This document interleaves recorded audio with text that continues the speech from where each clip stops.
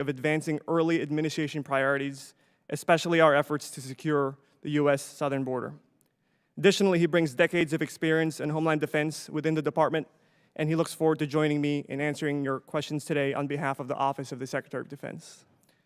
Today, I'd like to emphasize 4 key points. First, President Trump and Secretary Hegseth share your assessment, Mr. Chairman, that the homeland is no longer a sanctuary, and so our top priority is to defend the homeland. Second, we are surging DoD support and developing new capabilities to meet these challenges. Third, we continue to support our federal, state, and local partners, including through disaster response and our activities on the southern border. And fourth, closely tied to the defense of the homeland is ensuring our interests are advanced throughout the Western Hemisphere, and to your point, Ranking Member Smith, that we do this alongside our allies and partners in the region. Both President Trump and Secretary Hegseth have been clear that protecting our homeland is priority number 1. The United States faces a range of challenges that threaten our strategic stability, including vulnerability posed by our unsecured borders, China's unprecedented military buildup, and a range of other threats, including adversaries who seek to undermine our military advantage through asymmetric means. Adversaries should know that the DoD is redoubling its efforts on mission resilience, the ability to withstand, fight through, and recover quickly from disruption to achieve national strategic and operational objectives. In the interim National Defense Security Guidance Secretary Hegseth approved last month, defending the U.S. homeland was identified as a top priority of the department as we seek to seal our borders, repel forms of invasion, including illegal immigration and narcotics trafficking, and advance U.S. interests in the Western Hemisphere. The threat from drug cartels, criminal gangs, and illegal immigration are a national security threat. Transnational criminal organizations, including recently designated foreign terrorist organizations, cartels, traffic humans and drugs, including fentanyl, resulting in tens of thousands of American deaths annually. On January 20th, the President declared a national emergency, proclaiming that America's sovereignty is under attack, our southern borders overrun, and we must defend our nation and its citizens. Since that time, the Department of Defense has been working to address these challenges and implement executive orders to seal our border, and we are proud to report a 97% decrease in illegal border crossings as a result of these efforts. To defend the American people, we're developing new capabilities. President Trump has ordered the creation of a next-generation missile shield called the Golden Dome for America. At the same time, we work to continue to detect and track and mitigate challenges posed by small unmanned aerial systems. To help meet this threat, the department will continue to conduct counter-small UAS operations, improve incident response mechanisms, and deliver new technological solutions to rapidly evolving threat. And we know that the Congress is also very interested in this subject, and we look forward to partnering with you to address this challenge. We're also working to bolster capability in the Arctic, where China, despite being 900 miles from the Arctic Circle, has made increasing attempts to bolster its influence in the region. While limited in its ability to project military power in the Arctic, China seeks to bolster its operational expertise and has invested in scientific research with likely civil military applications. In conclusion, from the Arctic to the Antarctic, in all domains, Homeland Defense and the Western Hemisphere are intertwined. The department stands ready to ensure that our homeland is fully defended. DoD is committed to achieving peace through strength. Our actions, both at home and abroad, demonstrate our resolve to defend the American homeland, protect our interests, and deter aggression. We appreciate the committee's continued support for these critical missions. Chairman Rogers, Ranking Member Smith, and distinguished members of the committee, thank you for your support and leadership and for the opportunity to testify before you today. I would also like to express my appreciation for your continued commitment and support to the men and women of the Department of Defense. Thank you. Thank you, Mr. Leonardo. Mr. Salasys, you're recognized. Chairman, I'm going to pass to General Guillot and Admiral Halsey in the interest of time. Thank you, Chairman Rogers, Ranking Member Smith, and distinguished members of the committee. It's my honor to command the men and women of North American Aerospace Defense Command and United States Northern Command. I'm also pleased to appear alongside my Southcom shipmate, Admiral Bull Halsey, as well as Mr. Bob Salasys and Mr. Ralph Leonardo from OSD. I'd like to highlight 3 trends of particular concern for NORAD and NORTHCOM with direct implications on homeland defense. First is the growing cooperation between China, Russia, North Korea, and Iran to challenge the United States. While their cooperation does not approach the level of complete integration demonstrated by the United States and Canada, the transfer of weapons, military technology, and basing access is cause for significant concern. The associated risks to North America have also grown. The number of Russian bomber incursions into the U.S. and Canadian air defense identification zones has returned to levels not seen before the Russian invasion of Ukraine, while the Russian Navy surface and subsurface vessels conducted out-of-area deployments off both U.S. coasts, including in the vicinity of Alaska. Second, evolving technologies demand that NORAD and NORTHCOM rapidly adjust our defensive posture. Small, uncrewed aircraft systems, or UAS, pose a growing threat to safety and security. Likewise, as competitors continue to target U.S. networks and critical infrastructure in cyberspace, a whole-of-government effort is increasingly necessary to mitigate potential harm. Finally, non-state actors continue to target our homeland. Transnational criminal cartels based in Mexico threaten U.S. territorial integrity and the safety of our citizens. And radical Islamic terrorist groups have rejuvenated attack planning and anti-American propaganda intended to inspire lone wolf attacks like the deadly New Year's Day attacks in New Orleans. With that strategic backdrop, Homeland Defense remains our command's essential task, and in mindset and action, nobody waits on NORAD and NORTHCOM. That mantra proved true over the last year as the command's planning and preparation generated swift and effective responses to competitor actions, major disasters, and emerging requirements.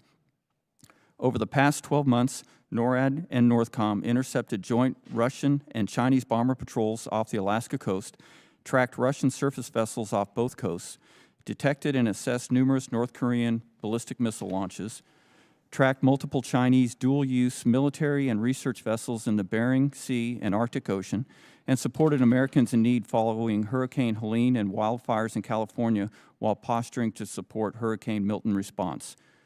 We also deployed close to 10,000 troops and delivered unique military capabilities such as airborne ISR and destroyers in response to the emergency on the U.S. southern border and improved defensive capabilities against all threats ranging from ICBMs to small drones.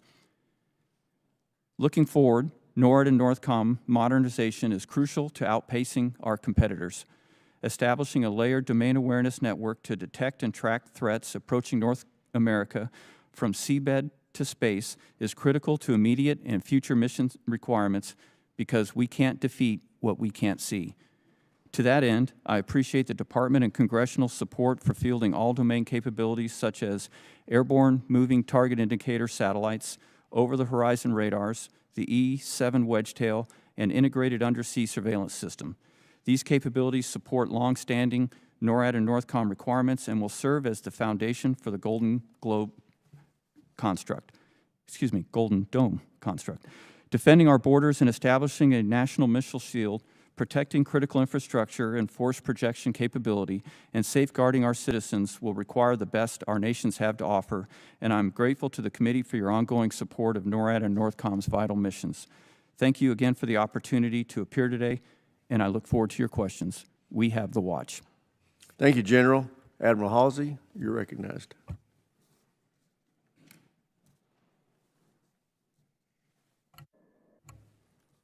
Chairman Rogers, Ranking Member Smith, distinguished members of the committee, I'm humbled to appear before you today as the 33rd Commander of the United States Southern Command.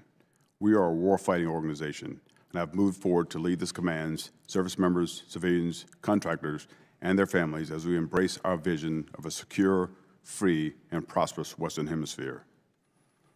I'm honored to testify alongside General Guillot, Mr. Salasys, and Mr. Leonardo as the relationship between United States NORTHCOM and United States Southern Command and our alignment with OSD is critical to the safety and security of our homeland. The United States and our partners in Latin America and the Caribbean are linked together not simply by history or geography, but cultural traditions, security and economic cooperation, and a steadfast devotion to democratic values. The enduring commitment to these values is the cornerstone of our collective partnerships. Today, this vision is in peril by a host of threats. These threats include strategic competition from China and Russia, the impact of transnational criminal organizations, and the complex transboundary challenges to include irregular migration, natural disasters, eroding democracies, food and water insecurity. China, our pacing threat, continues its methodical incursion into our shared neighborhood, exerting diplomatic, informational, military, economic influence to export its authoritarian model to the region. Most focus to the east and west when they think about great power competition. A look to our south reveals that China has already established a presence. Its predatory and opaque investment practices, resource extraction, potential dual-use projects from ports to space threaten the security and sovereignty of our partners while jeopardizing the United States' national security. Simultaneously, Russia supports its traditional partners in Cuba, Nicaragua, and Venezuela, using malign propaganda, military engagements, arms sales, and force projection. Moscow is attempting to undermine the United States' leadership, interests, and influence in the region. Meanwhile, transnational criminal organizations continue to fuel instability throughout the region. They exploit the permissive environment to engage in brutal violence, illicit trafficking, and other criminal activities that undermine the rule of law, disrupt legitimate government functions, and are having devastating effects that have spilled over into our homeland, destroying lives. Border security is a concern for us all. SOUTHCOM recently stood up Joint Task Force Southern Guard at Naval Station Guantanamo Bay in support of the Department of Homeland Security to safely and humanely hold illegal aliens until they are returned to a country of origin. Our time is now. Deliberate and meaningful action to address these threats is required, or this region, our neighborhood, will continue to change. Partnerships are our most effective approach to countering shared economic and security concerns. They enable our enduring trust in the region. However, we cannot assume that that will always be the case. To be a trusted partner, we must be credible, present, and engaged. During my tenure at SOUTHCOM, I've witnessed how our enduring presence builds trust. As a result, our partners prefer to work with us over China, Russia, and other nations to overcome their most pressing challenges. SOUTHCOM's continue to stand shoulder to shoulder with our partners.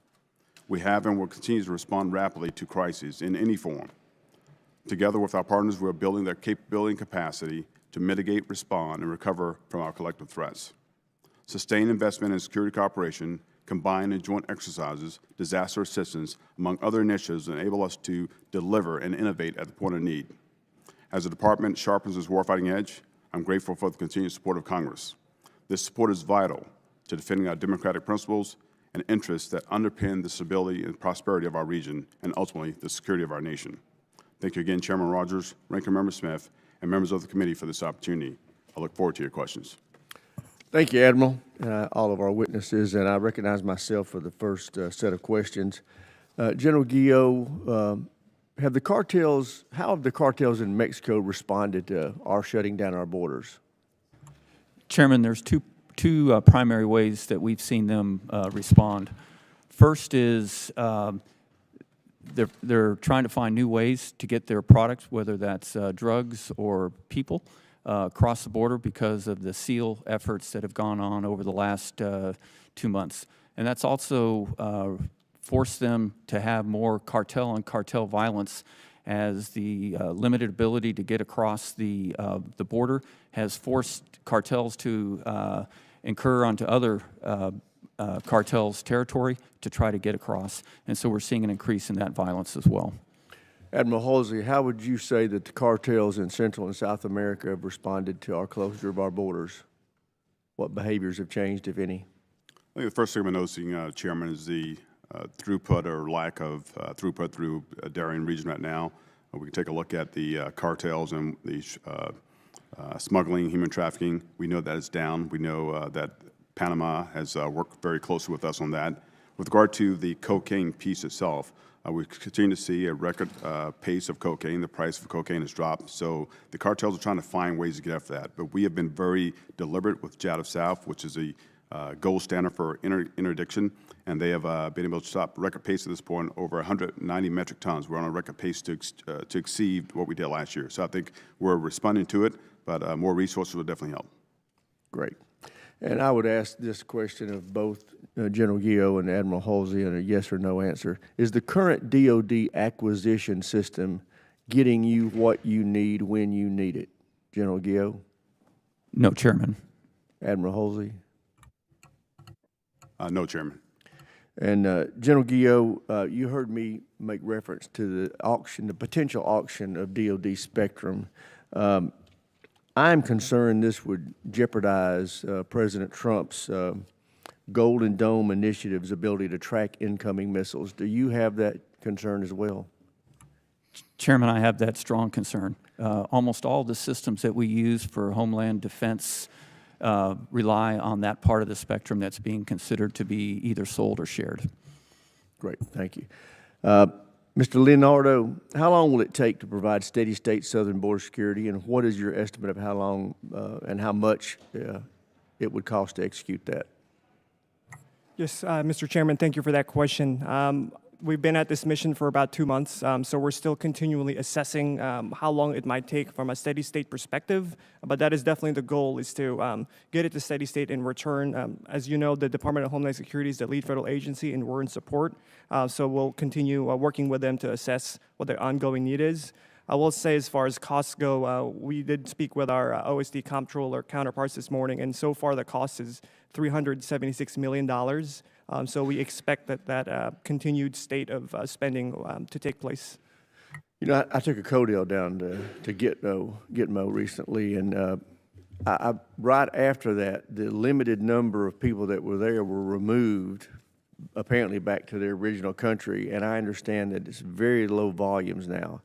Do you anticipate there being a steady flow of removals from the continental United States to Gitmo, or is that going to continue to be sporadic? So all of the folks who are sent to Guantanamo Bay are selected by the Department of Homeland Security and are on final orders, supposedly to head to their ultimate destination. So we're continuing to work with the Department of Homeland Security to determine who should be sent there, and we're in support of their determinations, sir. So you don't really know if there's going to be a steady stream or if it's going to continue to be sporadic? We're just continuing to test that, Chairman. I don't know if you have anything to add, Mr. Salas, on that.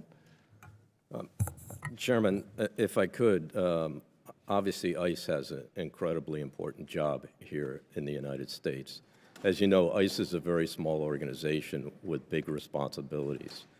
Currently, they have housing for about 45,000 high-threat illegal aliens.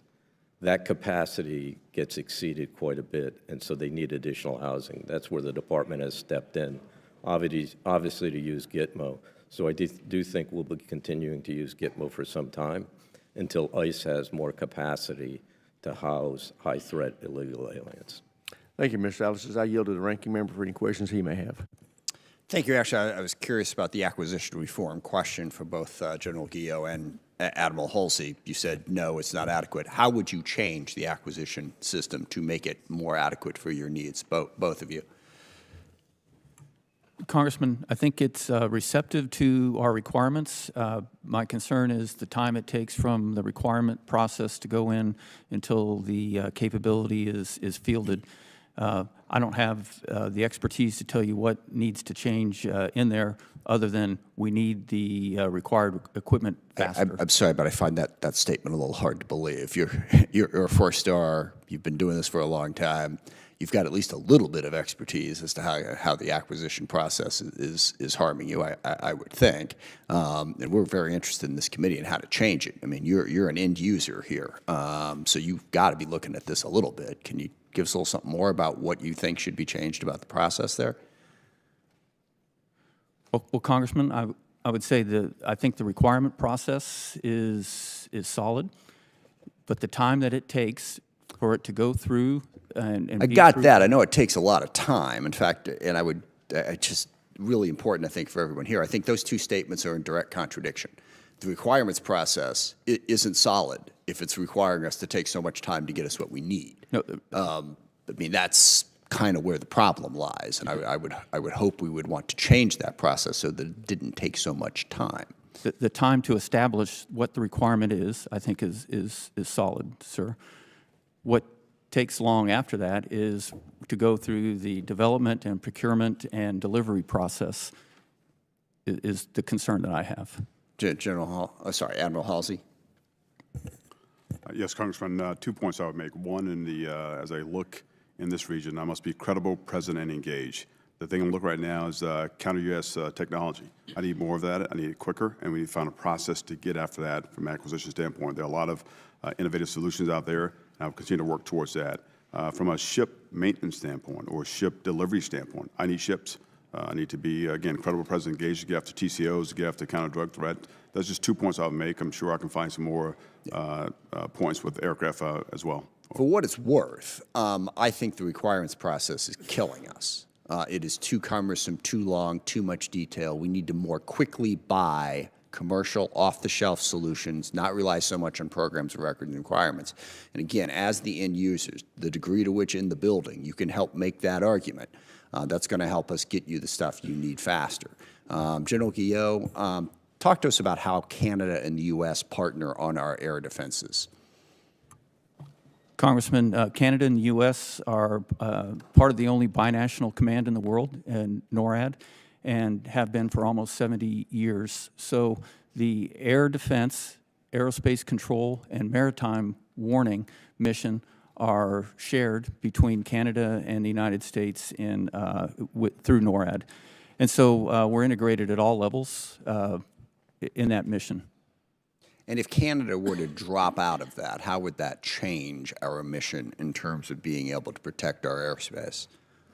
Well, sir, the primary way it would be is the northern approaches would be severely under-resourced, and we would lose a significant amount of domain awareness and response in the northern approaches, which is the fastest and the easiest approach for adversaries to take to North America. And Mr. Leonardo, on the border costs, you said it's $375 million to date, as like the last 2 months. How many DoD personnel are committed to the border at this point? I believe the figure is approximately 6,600 active duty soldiers, but I would yield to General Guillot, who may have the more accurate details. Sir, it's approximately 6,700 on the Title X forces are on the border, and then up to 10,000 have been ordered, and the remainder are in process of moving down to the border.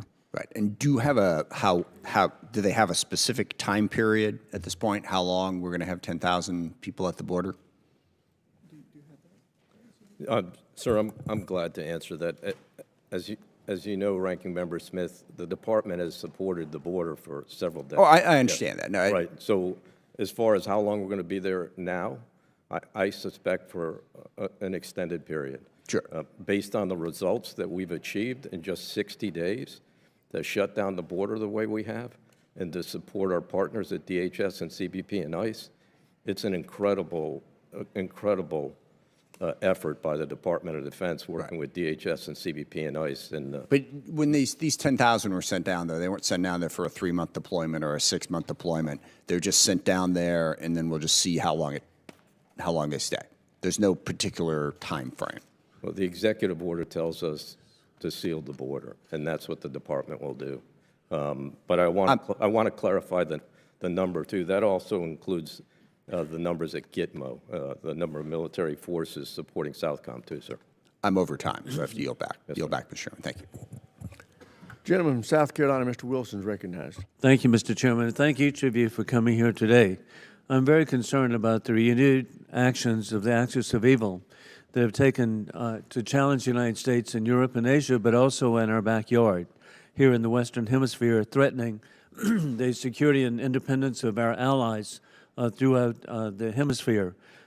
With that in mind, we know that, sadly, that we're in a war we did not choose, of dictators with rule of gun invading democracies with rule of law.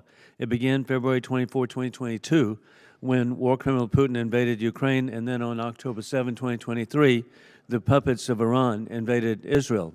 With that in mind, the Chinese Communist Party continues to challenge the United States economically and diplomatically within the Western Hemisphere, and war criminal Putin continues to push aggressive disinformation and propaganda while continuing mass murder in Ukraine. And war criminal Putin is clearly and obsessed trying to resurrect the failed Soviet Union, oppressing the people of Russia itself, Transnistria, of Moldova, Belarus, while invading Ukraine and the Republic of Georgia, and threatening Estonia, and the partitioning, again, of Poland. With all of that in mind, Admiral Hosey, right now, 22 of 31 countries of the Southern Command still have a part of the Chinese Communist Party Belt and Road Initiative. It's really reassuring and so positive that Panama has announced they're leaving the Belt and Road Initiative, and we so appreciate our allies and the people of Panama, just great people that understand the threat. With that in mind, Admiral, what are the elements and what is the conduct of the Belt and Road Initiative, and what further resources do you need to ensure that we can continue the trend of pushing the Chinese Communist Party out of the hemisphere? Congressman, the Belt and Road Initiative continues to portray economic opportunity. We see it a bit differently. We think our partners, by the time they realize what's going on, they've been duped, right? They find themselves with high interest rate loans, more data insecurity, resource extraction. It goes on and on and on. I think we have to deliver by making sure we can have an alternative, right? So whether that's, one thing our partners continue to ask for is our presence, right? They want a security cooperation, but also we can look at raising the profile of our businesses in the region. We need to find a way to have economic investment. I look at the Office of Strategic Capital, DFC, Exim Bank, finding ways that we can deliver for our partners quicker. Thank you very much. Indeed, that's so important. And I do want to reiterate again how important Panama is and what a great model that can be for other countries of the hemisphere to have their economic independence to work freely in the world. General Guillo, over the past few years, we've seen Russia, China, and Iran continuously extend their reach into the Western Hemisphere. We've seen the Iranian Navy send warships into the Southern Hemisphere along with the Chinese Communist Party, and war criminal Putin continuing to increase military cooperation in the Western Hemisphere, with Russian ships docking in Havana, maintaining the communist Cuban dictatorship. And we, again, can see that his resurrection of the failed Soviet Union includes sustaining the very few murderous allies they have in the world, sadly beginning here in our hemisphere with Cuba. Is the increasing reach and cooperation between our adversaries a growing concern for the Northern Command and our Aerospace Defense Command? Congressman, it is one of our primary concerns, and that is the increased cooperation between China, Russia, Iran, and North Korea, not only in exchanging weapons and technology, but also in access from which to operate. As I mentioned, the number of incursions into our air defense identification zones over the past year has reached a level that exceeds what it was before the invasion. And if you take the year since the invasion combined, that number of incursions is less than what we had last year, and I expect that trend to continue, and it's a big concern to NORAD and NORTHCOM. And I'm really grateful that President Trump is addressing the issue of the Iran capability of developing a nuclear weapon.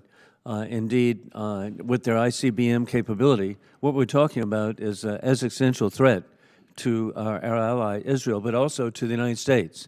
And so the regime in Tehran should not be allowed to have a nuclear capability. I yield back.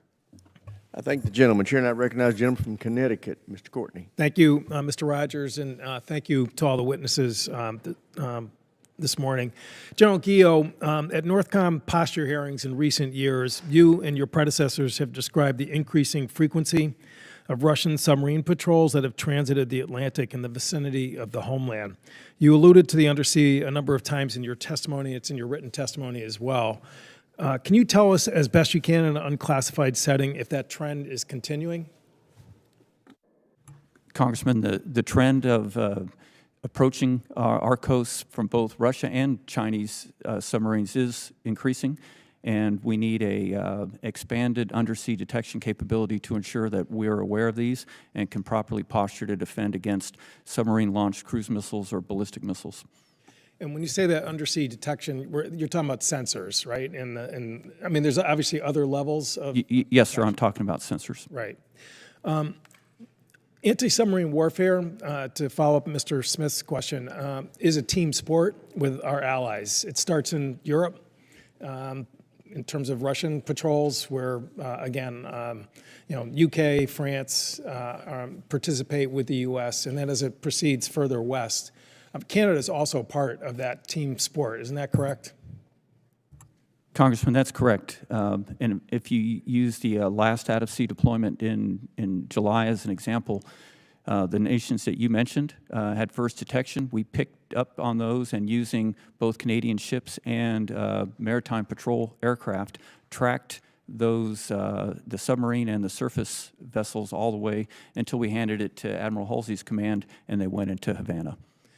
Thank you. And again, we're talking about a fleet that, despite the war in Ukraine, Putin continues to invest. In fact, yesterday, he was at a shipyard announcing, again, another generation of submarine capability for the hydrosonic missile payload, which, again, I don't know if you've been following that, but I mean, again, this threat is not sort of stalled out because of Ukraine. That's right, sir. So the maritime threat and most parts of the air threat have actually grown over the last several years, despite the activities in Ukraine.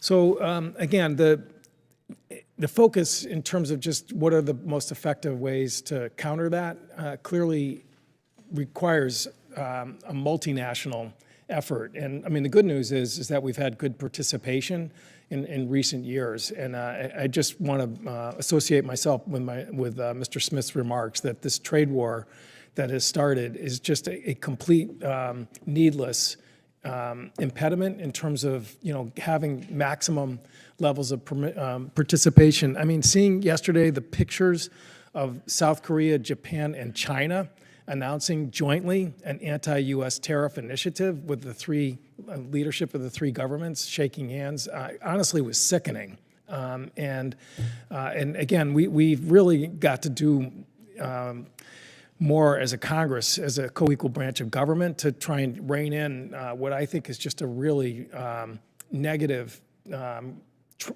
dynamic that's being put into place. And we're all going to find out tomorrow the extent of the next level of these tariffs, but it's impossible for, I think, anyone to argue reasonably that it's not impacting the ability of us to interact with our allies when their governments are being put under such strain and pressure with these policies that are again, seem to be cascading out every single day. So, and again, just Admiral, the General referred to the fact that the Russian naval presence does make its way into your area of command. Maybe you could just sort of allude to that in my final minute. Yes, Congressman. Since 2008, we've had over 40 Russian air deployers into the region. So again, working with us, Northcom, we make sure we do some type of relay to make sure we can keep pace on those.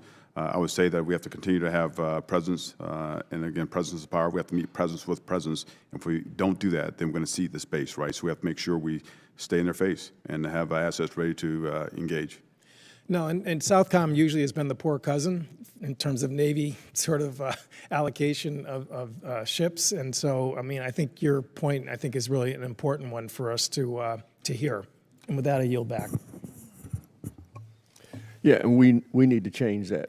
There's a lot more resource needs to be going to South America, our presence there, than we've been doing in the past. Same thing with AFRICOM. With that, I'll recognize the gentleman from Georgia, Mr. Scott, for 5 minutes.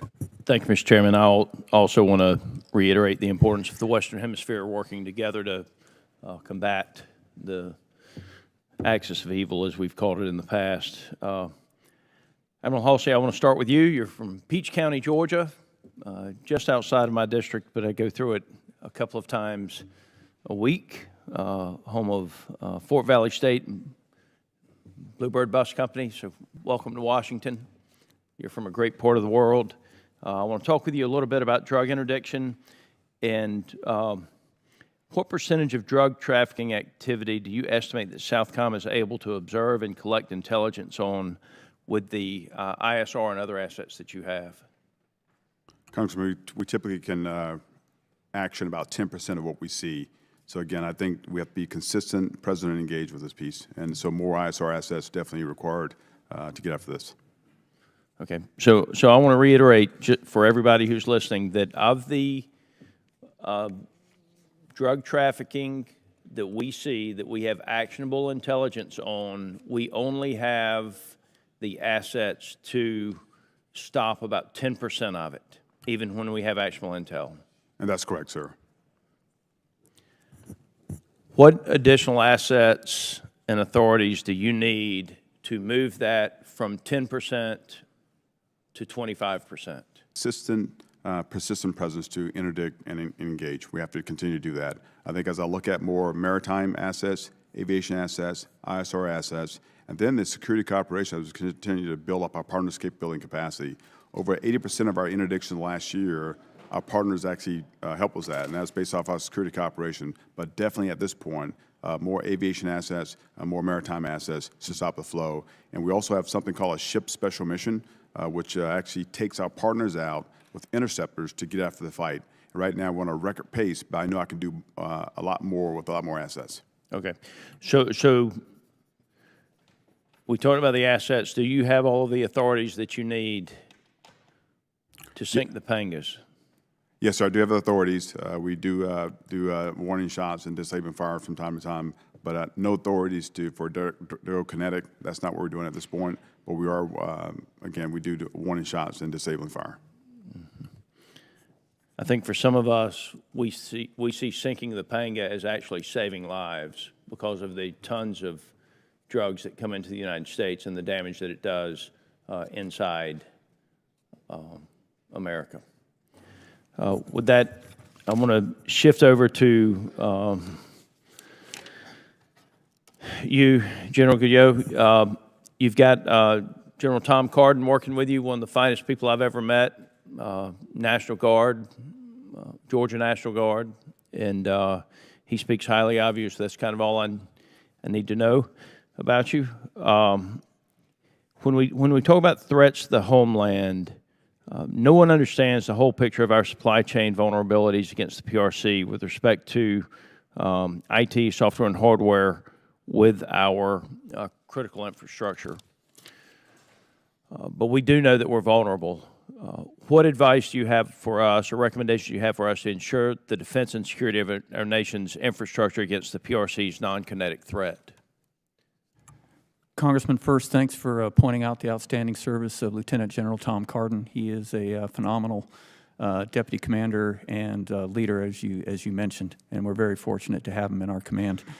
Regarding defense critical infrastructure, I feel that I look at it in two different ways. One is the cyber threat, and then the other is the physical threat.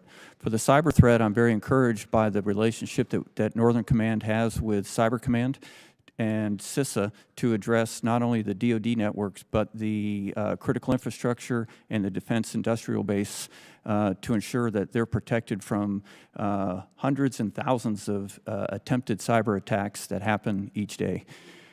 People ask often if the homeland is under attack or what would it take for the homeland to be under attack. We are under attack every day in the cyber domain, as you pointed out.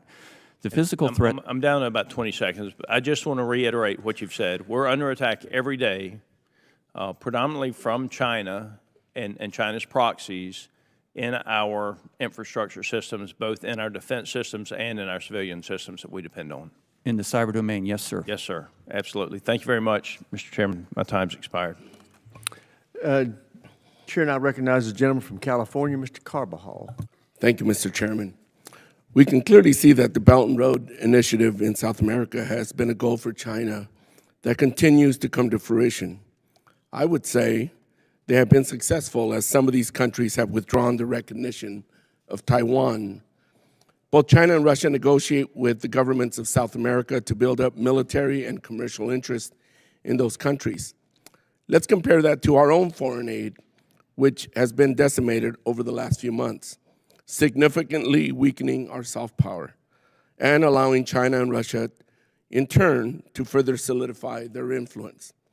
Admiral Halsey, what is COCOM doing to combat the growing Chinese and Russian influence in South America? And does our diminishing soft power make it more challenging to accomplish this? Congressman, thanks for that question. At Southcom, we continue to use the security operations support that we have. Basically, I look at the Joint Exercise Program.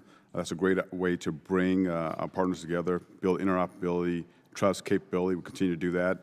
We have several projects ongoing now with our security operation, again, building cyber operations centers. So we'll continue to go that route. With regard specifically to the lack of some of the soft power, I have to use the tools that I have. So I think about the Lamont exercise, which is ongoing right now. We've already done over 4,000 encounters with across the Caribbean doing medical procedures and surgeries, over 300 surgeries.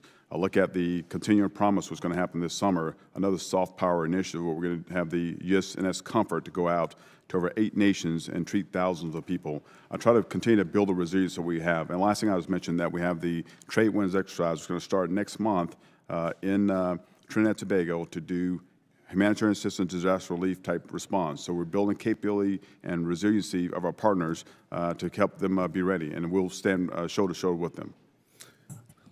So, Admiral, if you could just answer the question, yes or no, does diminishing soft power make it more challenging to accomplish your mission? Yeah, definitely. We always need soft power, right? So that's part of my job as well to work that. So yes. Thank you. Admiral Halsey, can you discuss how the Special Forces Tactical Surveillance, Reconnaissance, and Tracking Program has assisted you in carrying out missions in your AOR? And do you think this is a program we should continue to make investments in? Yes, in the past, it provides information and from an intel standpoint to help us out. So yes, it is a program that I'm in support of. Thank you. General Gio, there are over 6,500 troops deployed to the southern border, helping with detention activities. 6,500 troops seem like a lot and an excessive number to me. I can't imagine there is enough work to go around since they can't assist directly with law enforcement activities. Can you speak to what exactly your military members are doing in the southern border? Congressman, yes. First, I'd like to point out they are not doing any detention activities. So the 6,500 are all performing roles in support of Customs and Border Protection or providing unique military capabilities such as airborne ISR and the surveillance of the destroyers off of each coast. About 90% of what the active forces are doing down there is in what we call detection and monitoring, where they're using advanced systems to monitor the border and detect anybody that's trying to illegally cross. And as you pointed out, once they see that, they vector in the Border Patrol or a proper law enforcement agency to actually make the apprehensions. Thank you. I know all these service members are following their orders and will continue to do so. But when do you think these troops will be able to return to their families, and in the case of the Guard, their primary jobs? Congressman, as Mr. Salas has said previously, I think it'll be probably measured in years, not in months. The initial results of sealing the border have been fantastic if you look at the stats, but we need to make sure that, one, that's lasting and it goes through all of the cycles of illegal migration that we see. Seasonal impact is significant on this. And then we need to make sure that it's sealed and it remains sealed, and I think that will take probably a couple of years. What has been the decline in the migration since the buildup? Sir, all the stats that we see is that the numbers of detections, incursions, apprehensions are all 95 to 97% less than they were before the executive orders were issued. Thank you very much. Expired. Chair now recognizes the gentleman from Virginia, Mr. Whitman. Thank you, Mr. Chairman. I'd like to thank our witnesses for joining us today. General Gio, I want to begin with you. We had some conversations about what happened December 2023 at Joint Base Langley Eustis, where we had incursion of UASs, small UASs, for almost a 2-month period. We got briefs about what happened there. They came in well lit. They weren't trying to hide anything. I felt bad for the base commander because he wanted to do something and wasn't getting backing from folks up the chain of command. We had a bunch of resources there where we could do things. None of those were used. If it wasn't for NASA Langley next door, we wouldn't have even had the sensors to be able to sense those unmanned aerial systems that are there on site. Let me ask this. We have, from a hearing then, asked for a priority list under 130I. What bases are priority? What's being done to protect those bases? How do we make sure those things don't occur again? I believe that our adversaries are probing, trying to figure out what we can do, what we can't do, and that's very telling to them. What they saw that day or what they saw over that month, it was very telling to them that there wasn't the type of reaction that was necessary. My question is this: what has been done in the meantime for us to be assured that NORTHCOM and NORAD is doing everything possible on these bases to protect them from these UAS threats? What's our counter-UAS? Where are we with prioritizing these bases? Where are we with training our security forces on base to protect those bases? Where are we with supplying kit to at least the priority bases or have some network of equipment that necessary to make sure we're protecting these bases? Congressman, since the Langley incursions of December 2023, NORTHCOM has requested and then last November was given the responsibility to synchronize the DoD and, if necessary, interagency response to UAS incursions. During that time, we've conducted 3 assisted responses where we can use our new responsibilities to bring capabilities to a base, similar to what you saw at Langley, but this time with the authority to operate those systems based on our headquarters' close ties with the interagency and LNOs to get the FAA and other authorities that are necessary to operate once they land. The responsibility for defending bases resides with the services and with the installation, but what NORTHCOM has done is proposed a process where we would bring in flyaway kits to supplement or, in the case where there are no capabilities, provide the initial capability at that base to defeat that. Now, we don't have those kits yet, but we're in the process of acquiring those. Okay. I would say there's certainly a sense of urgency there in making sure that we get that done, especially here at the homeland. Sir, I share that sense of urgency. Thank you. Admiral Halsey, I want to point to a study being done, or project, I should say, at College of William & Mary called AID Data. And AID Data is looking at how China has dramatically expanded its footprint in critical mineral extraction around the world, but specifically in South America, specifically Peru. There are 2 large copper mines there that are mining at record pace. China's putting a significant amount of money into those regions, much the same way they did in Africa, in places like the Democratic Republic of Congo, where they own 16 of the 18 mines.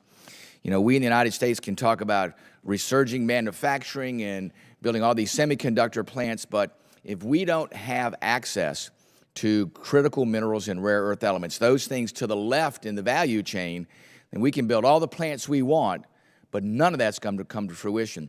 Give us your perspective on how you see the Chinese footprint expanding in South America, specifically as it relates to critical minerals and rare earth elements. And Congressman, thank you for that question.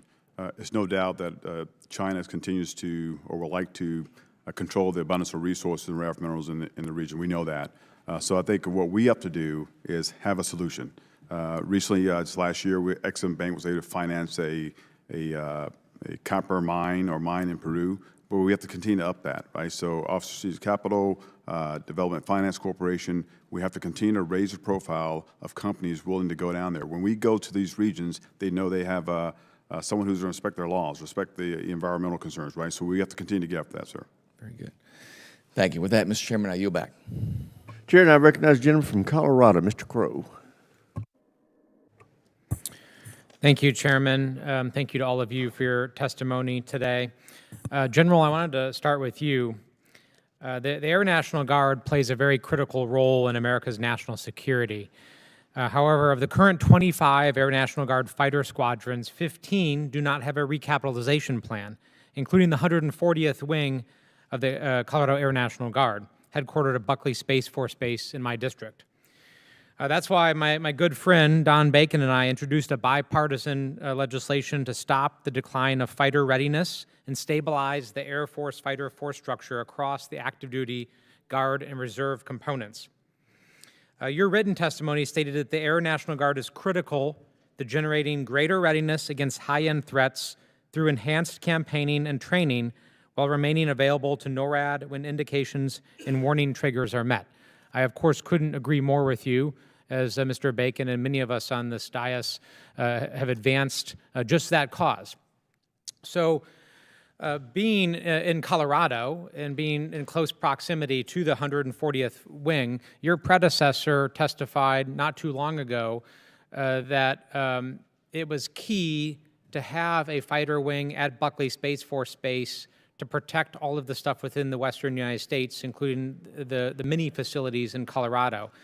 Is it your opinion that that is still the case, that having an alert squadron in close proximity to NORAD and NORTHCOM in the facilities in Colorado and surrounding communities is still essential? Congressman, absolutely. The Buckley unit is an outstanding unit, does a fantastic job in air defense, and they're critical to protecting not only Colorado, but the region's critical infrastructure. And if there weren't a unit at Buckley, what would be the next closest unit? It would most probably be Tucson or Tulsa. Okay, a considerable distance. Yeah, yes, sir. And we map that, sir, all the time with you know, the range of the aircraft, how far they can fly, unrefueled, refueled, and keeping Buckley and the capability they have there is essential for our air defense as well as for critical infrastructure.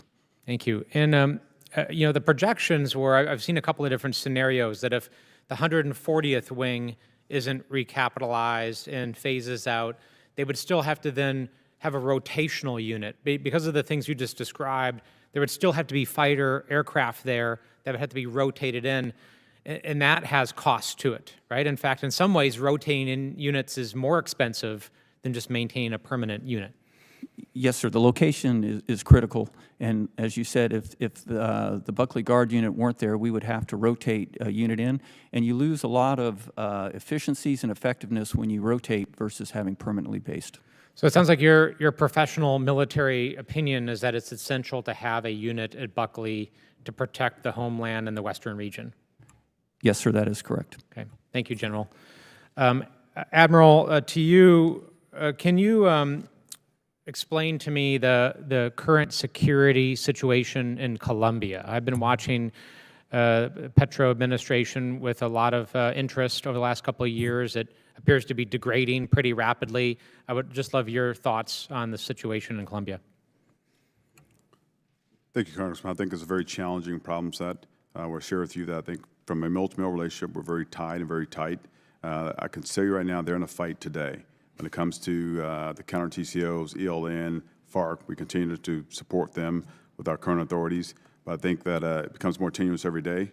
But they are in the fight. They're committed to working with us, one of our strongest partners in the region. And what more should we be doing to engage and to assist our Colombian partners with that deteriorating situation? I think across the spectrum, it comes back to security cooperation, our partnerships, right? So whether it's joint exercise training we do, joint exercises, whether it's the different type of hardware and equipment, we can give them intelligence sharing, and we'll continue to do that. But we have to continue to stay at the forefront and understand their needs and work with them. And you've also mentioned in your testimony that diplomacy and non-military means of engagement are essential for you as a combatant commander. Does that remain true, and is that an essential tool for you that we continue to invest in humanitarian and diplomatic efforts in the Southern Hemisphere? So I think it's a whole of government approach, right? So I think we have to work across the whole of government. I think from a Department of State, having our diplomats in place, and then working with us, right? So again, I have a very small footprint as far as forces, so every engagement, every handshake, every look in the eye matters, so we have to be very committed and continue to do that. Gentleman's time's expired. Chair, and I recognize the gentleman from Mississippi, Mr. Kelly. Yes, sir. And General, do you feel like our southern border is more or less secure today now that we don't have just unknown threats pouring through every single moment of every single day who may or intend to? Do you think we're more or less safe today on the southern border? Congressman, we are more secure today on the southern border. And talking a little bit, Admiral, just in Southcom, I think that is one of the areas we can have the greatest impact. So what are we doing state partnership program-wise? What are we doing? Back when I was a young lieutenant, they used to send engineer units to build roads, basically combat trails for us, but roads. They would build soccer fields, do infrastructure, help with schools. What are we doing in South America now with our Guard and Reserve units where they get a cool overseas training ribbon and we get to actually impact a country's view of the United States? What are your intent to use some of those things? So, Congressman, that's one of my biggest levers I have in the region is right after security cooperation, I always talk about state partnership programs. We currently have 24 states partnering with 30 countries in the region, so it's a very powerful lever. They do everything from subject matter exchanges, cyber, aviation ops. They're all in on us, and I can't do without them. Yeah, and going back to those projects, though, we used to send engineer units and other type of units routinely to South America, which, again, gave them engagements and gave them familiar, but also gave support, soft support to, are you looking at reiterating that thing that we did in the 90s and 2000s? So that's ongoing, sir. That, as well as the U.S. Army Corps of Engineers, we're totally engaged in the region with the assets that we have. Yes, sir. And then back to you, General. I'm really concerned. We had a Chinese air balloon fly over the United States and basically surveil the whole United States, and we shot it down after it got everything that it wanted. We continue to have folks who surveil or send drones over our bases or put infrastructure things that have the potential to surveil. How serious are we in NORTHCOM in the protecting and hardening our bases against surveillance and also attacks? Congressman, between both NORAD and NORTHCOM, we're very engaged in what you described. NORAD to ensure that the air sovereignty of the United States and Canada are maintained. NORTHCOM for the UAS challenge that you mentioned. And we're working with the services and with the department to increase not only the capability, but also to expand the authorities we have to knock out not only aircraft or UASs that are a direct threat, but also that are surveilling over the installation. And I'd like to even see it expanded beyond the installation to ensure they can't see anything sensitive on our bases. Thank you, General. In the balance of my time, I yield to Mr. McGuire.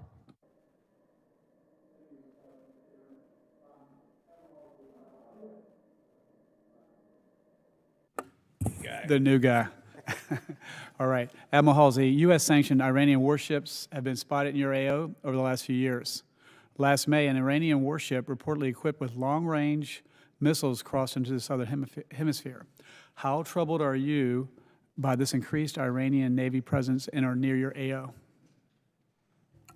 I'm always concerned, right? So again, we must be credible, present, and engaged. I can't be more clear about that. So when it comes to resources and assets to meet presence with presence, we must do that.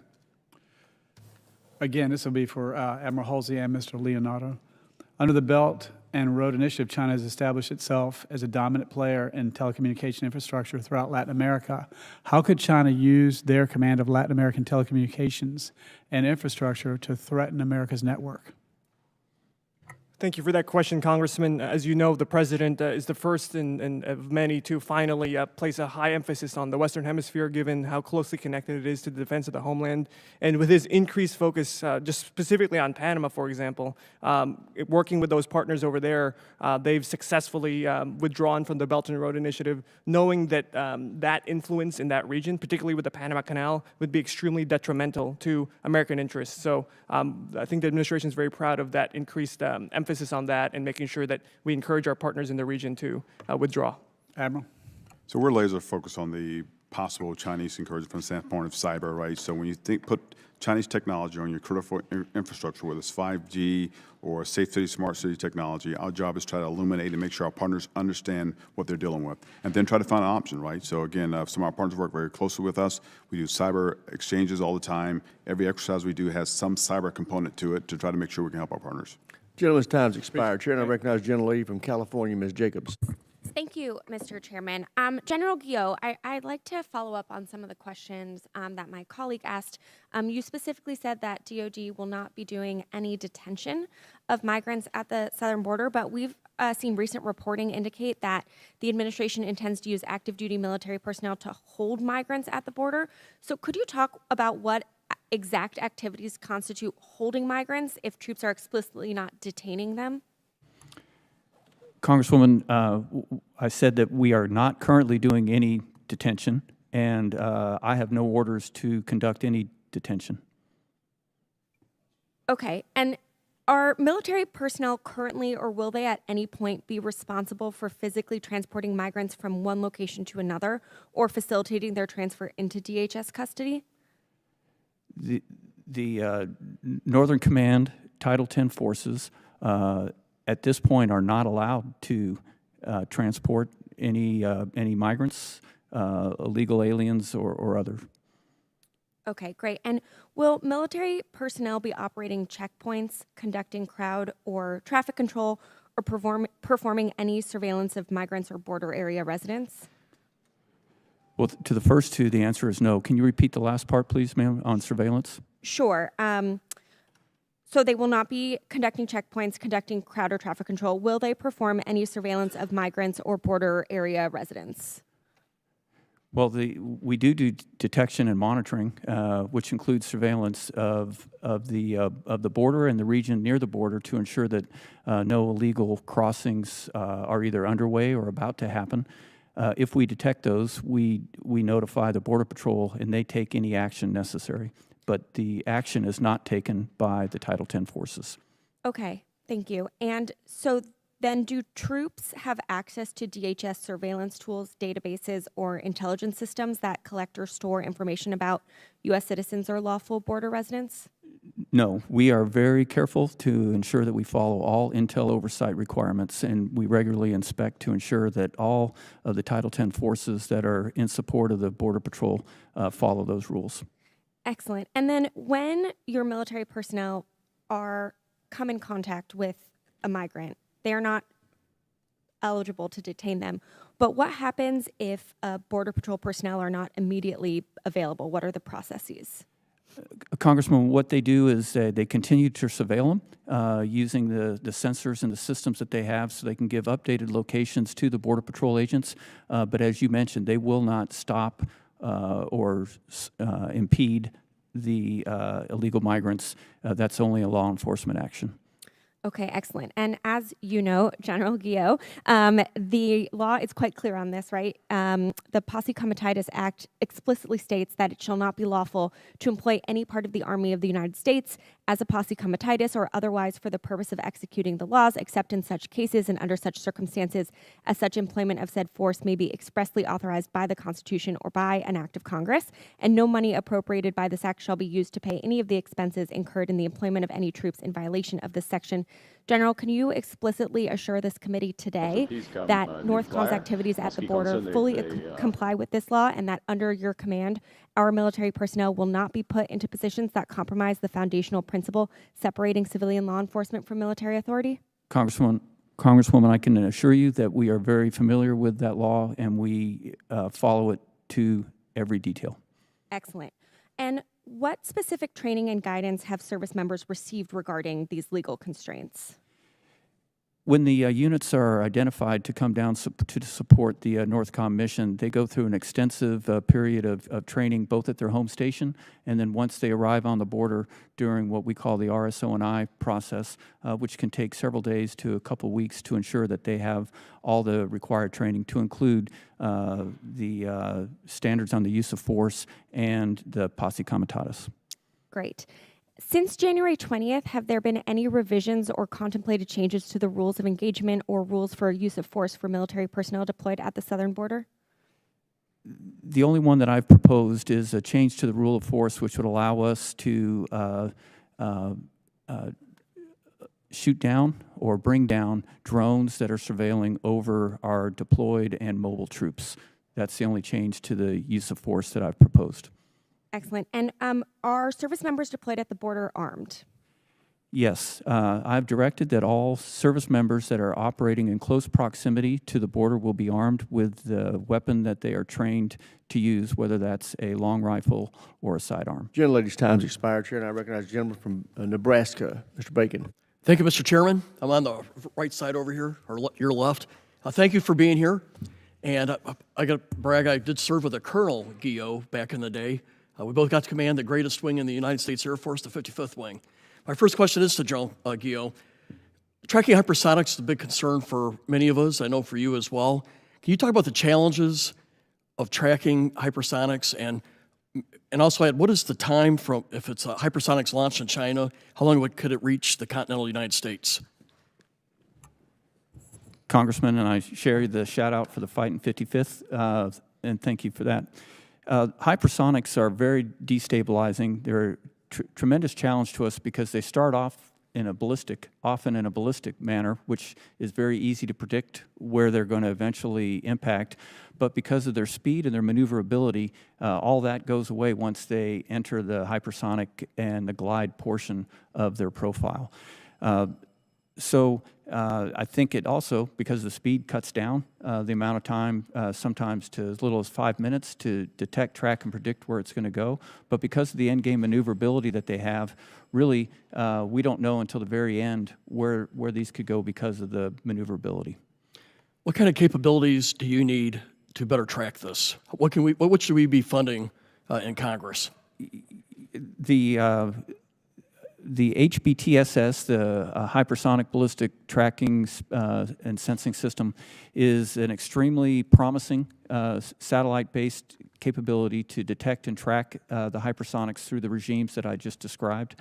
And then I think that we're going to have to increase our commitment to defeat mechanisms, which are challenged for the same reasons that I just mentioned, the maneuverability and the speed. We have some great defeat mechanisms, but they aren't geared towards the speed and maneuverability that hypersonics bring.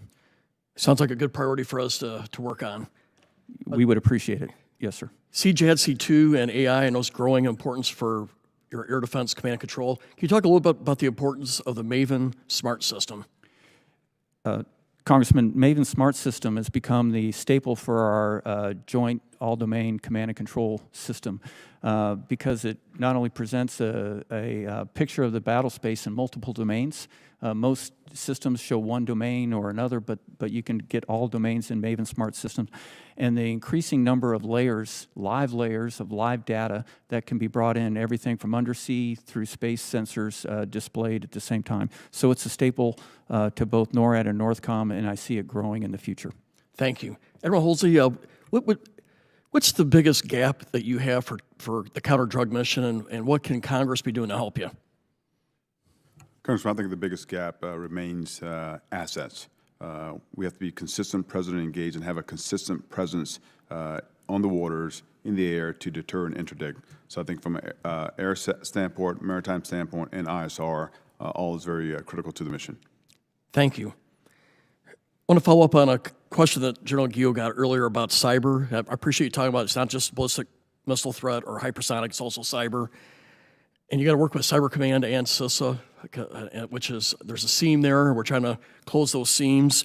Are there any additional authorities that you need to work with Cyber Command and CISA? Sir, I think we have the authorities that we need, and I should point out the FBI is very active as well in our cyber defense. Having those organizations resident in our headquarters is helpful. Frequent talks with General Hawk, sometimes weekly, on the threat. And every time I ask him if he can take action, he has had the authorities necessary to do that on our behalf. So I don't have any authority requests at this time for the cyber domain. One last question with my final minute. You know, I've worked in NATO. I've worked with the Canadians. I've worked with the Danes. And I'm concerned about some of the comments that these are our allies. And so as a traditional Republican, I hate to see the friction with our allies. Are you seeing any of those frictions at all at NORAD or NORTHCOM? Congressman, as you know, in NORAD, we have several hundred Canadians that work side by side with us, as well as at the installations. At the military-to-military relationship level, we have zero problems or concerns. Everybody's focused on defending our continent, and I'm real proud of the effort that they're putting into it. Thank you. Good to hear. Mr. Chairman, I yield back. Jim yields back. Chair, and I recognize the gentlelady from Hawaii, Ms. Takuda. Thank you, Mr. Chair. You know, when we visited Guantanamo Bay, we were told that there were service members there from every branch minus Space Force. The question I have is, where are they being reassigned from, and are we compromising our readiness and posture in other areas where they're now being detoured and reassigned to Gitmo? And what kind of military commitment, both people and cost, would be required if, in fact, we reach the president's thresholds of housing 30,000 migrants there? Clearly, there's a lot of additional costs, but even just the living facilities for 30,000 troops, right now you have service members in tents at Guantanamo Bay. What would be the cost and personal impact, and will this impact our readiness posture elsewhere from where they're being reassigned? Congresswoman, from the standpoint of where the troops are coming from, as a force user, if you will, we put our RFF in a request for forces, and the forces come to us. We ask for specific requirements and problem sets, so they actually send the forces to us from all over the nation. So again, really over to the services to show the impact of the readiness of their command. From my command itself, the folks who are working for me that down there, from the readiness reporting tool, they are not showing any degradation in training or readiness at this time. Okay, so you're telling me that we really don't know if it's impacting any kind of readiness or posture in any other theater. We don't know where they're coming from. We have to ask every branch specifically. Yes, Congresswoman. Okay. Came from How about the service. cost? If we have over 1,000 service members there to basically oversee at the height, maybe 200, 177 individuals there. If we have 30,000 migrants at Guantanamo, what kind of military presence would you expect to have there at Guantanamo Bay? So, Congresswoman, the Southcom always postures and plans for a migrant operation. We've done that in the past. For our planning shows that if we were to go up to 30,000, if we were to do that, and we have not been told to do that, it's approximately 9,000 plus service members to do that mission. But right now, we're in a tailored approach, and we have not gone beyond anything over 1,000 at this point. Okay, so the president has said 30,000 will be at Guantanamo Bay. Everyone's talking about meeting the president's mission. You're saying it's 9,000 service members. What's the estimated cost, and is that inclusive of their housing, their meals, transport, all of these different things? Congresswoman, I don't have the cost for. If someone could get me that, if you have the projection scenario of 9,000 service members, there must be at least a back of an envelope estimate on cost. Now, I don't know if this question came up already, but when we went there, over 30% of the migrants there were low threat, which means that they did not have a criminal record other than having illegally crossed the border. So that being said, does it make financial sense and also military security sense in terms of where we're taking these individuals to house upwards of 30% of migrants at Guantanamo Bay that are actually low threat, low risk? So, Congressman, obviously we work very closely with ICE and DHS and CBP on this. They make the determination of who goes to the housing areas. And obviously there's a capacity issue for housing that they have. So they will make a determination who to send to Gitmo, whether it's high threat illegal aliens or lower threat illegal aliens. And what we do is we provide the capability to house them temporarily. Okay, so let's talk about housing capability then. Let's say 30,000 individuals do come to Guantanamo that are in fact high risk. We were told by ICE that they cannot be housed in soft-sided tents, like the tents that are currently sitting vacant right now. Do we have the hard structure capacity to house upwards 30,000 potentially high-risk migrants at Guantanamo Bay in hard-sided facilities? Currently, we do not have that capability. So basically, you're telling me the president's plan to have the hardened, most aggressive criminals, 30,000 of them housed at Guantanamo, is unfeasible.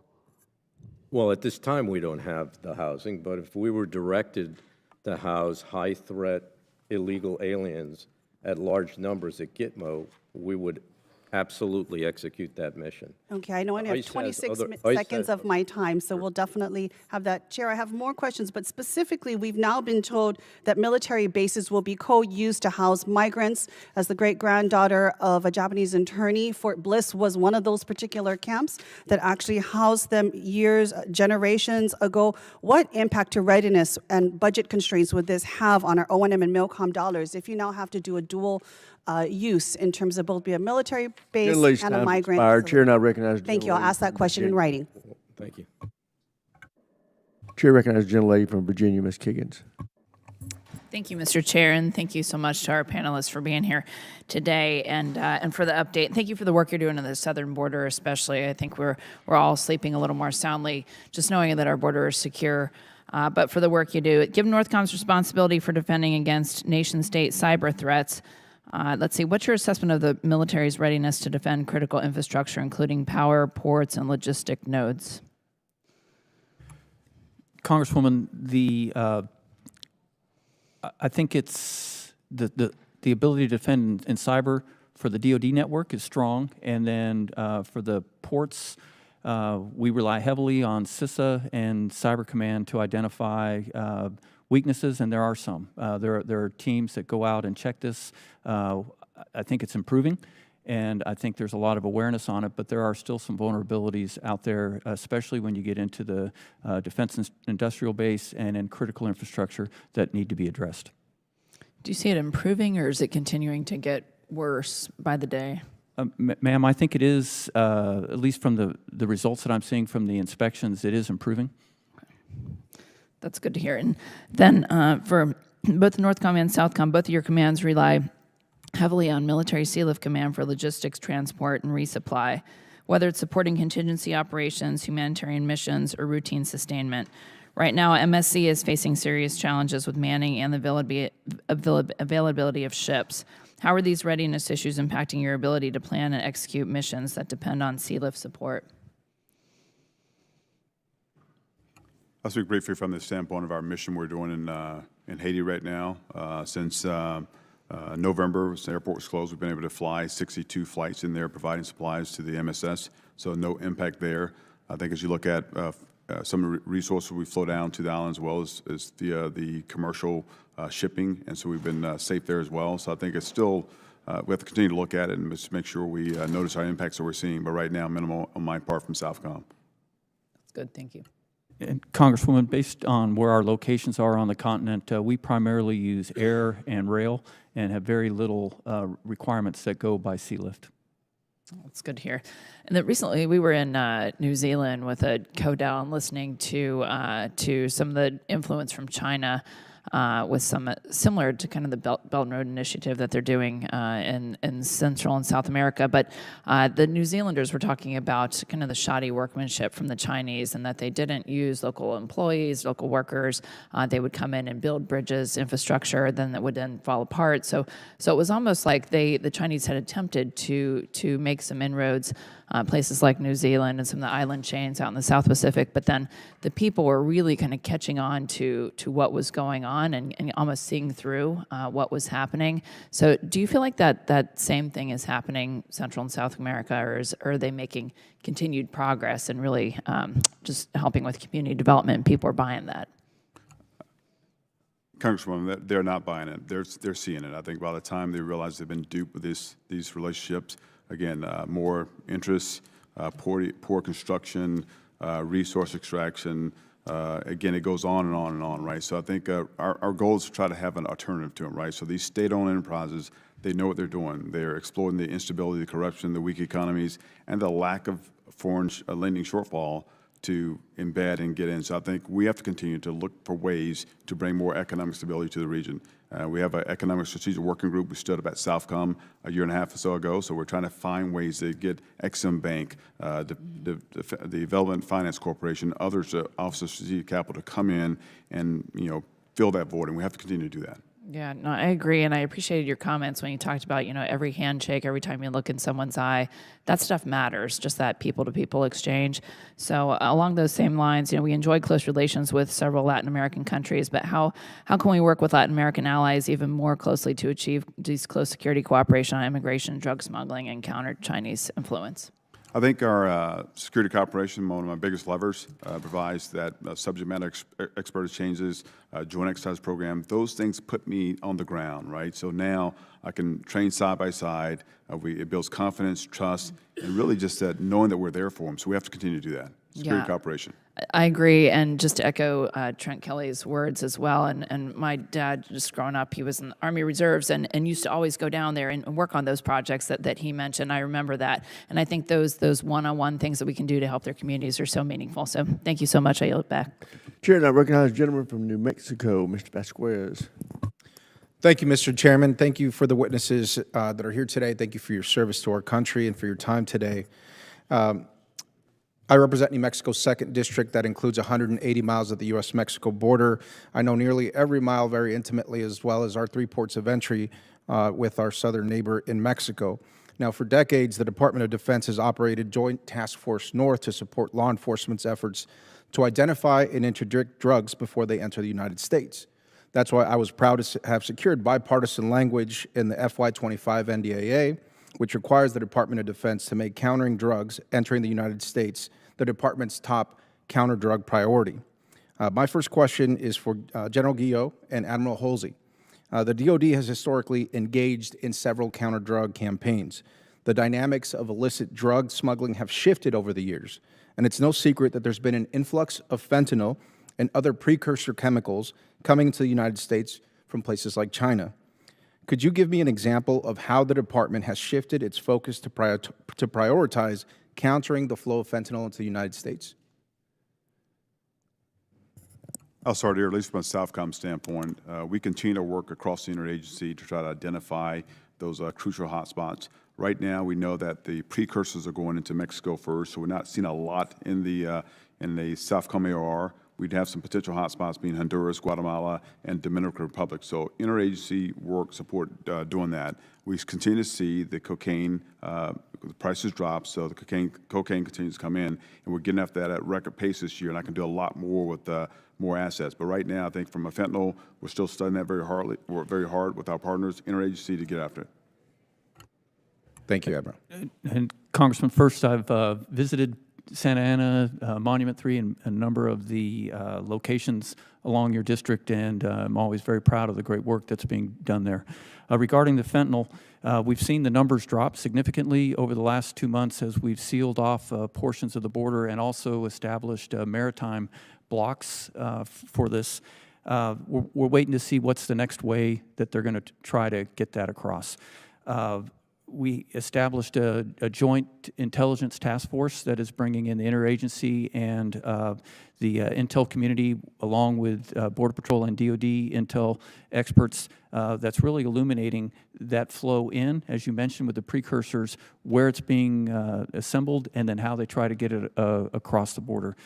I think this is going to take more time, but I think that we're on the right track to find and put the pressure on the cartels in ways that they haven't had pressure put on them before to make them find other ways to earn money than fentanyl. Thank you, General. And I think our best resources are used in the ability to both counterdict the smuggling activities that happen, but more importantly, the actual precursors that are coming in from China and the manufacturing and the laboratory facilities that the cartels are using to then move that product across the country. I believe that's one of the best resources for DoD to continue its focus on, so thank you for that. And I remain committed to working with the department to stop the spread of fentanyl in our country. Now, I do have some serious concerns about a recent shift in DoD posture when it comes to immigration enforcement. And it is DHS's job to enforce our domestic immigration laws. And I believe DoD has to remain focused on preparing to fight and win America's wars.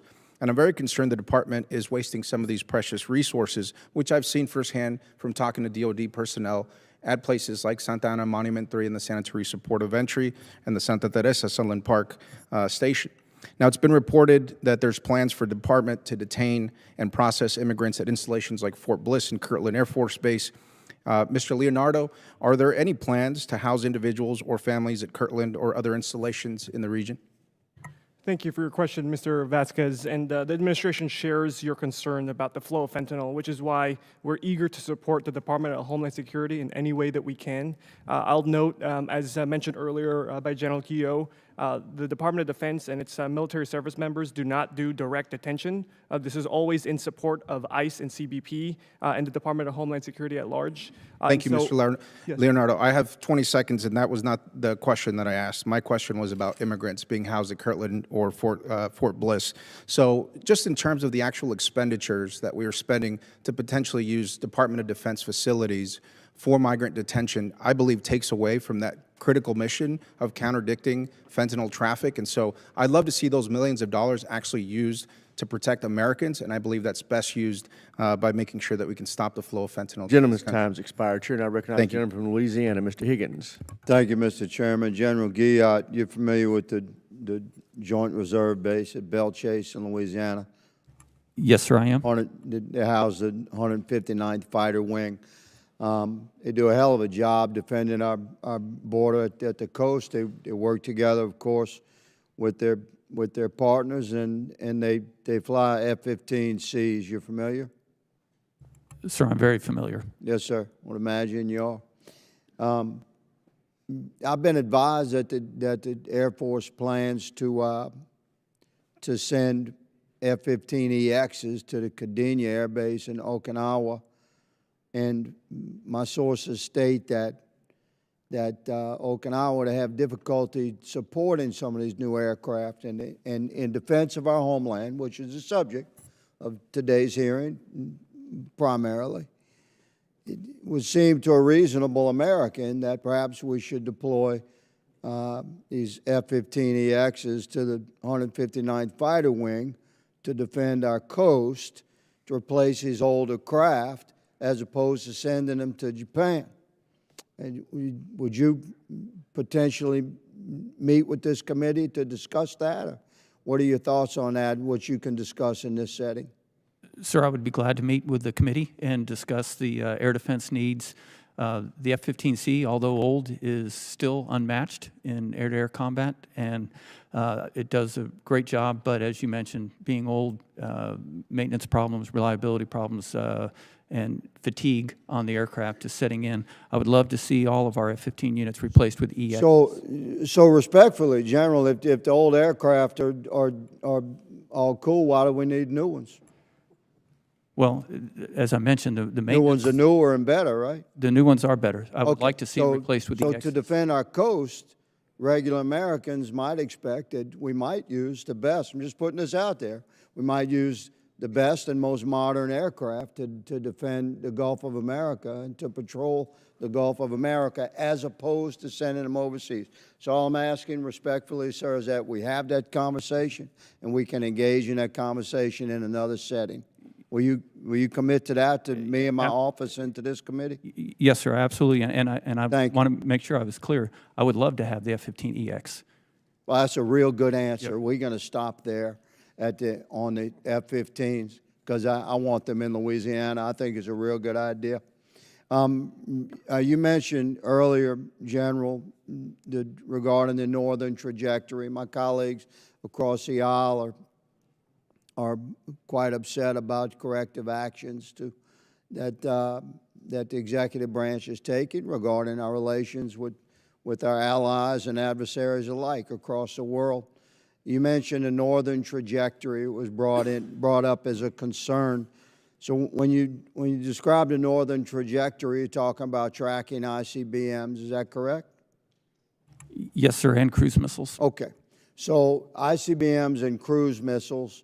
So the American technologies on sea-based and land-based and space-based technologies that track these launches, the launch of a cruise missile or an intercontinental ballistic missile from a northern trajectory, from that an adversary would most likely use to make a fast and effective approach to the United States. Can we track that with Canada or not? without Canada or not?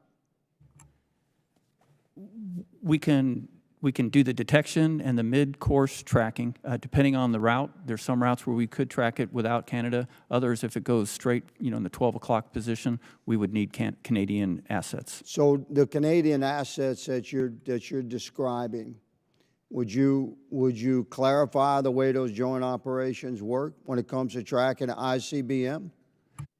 Does this not transcend trade negotiations? And we're talking about an incoming nuclear missile. For ICBMs, the capabilities are all United States.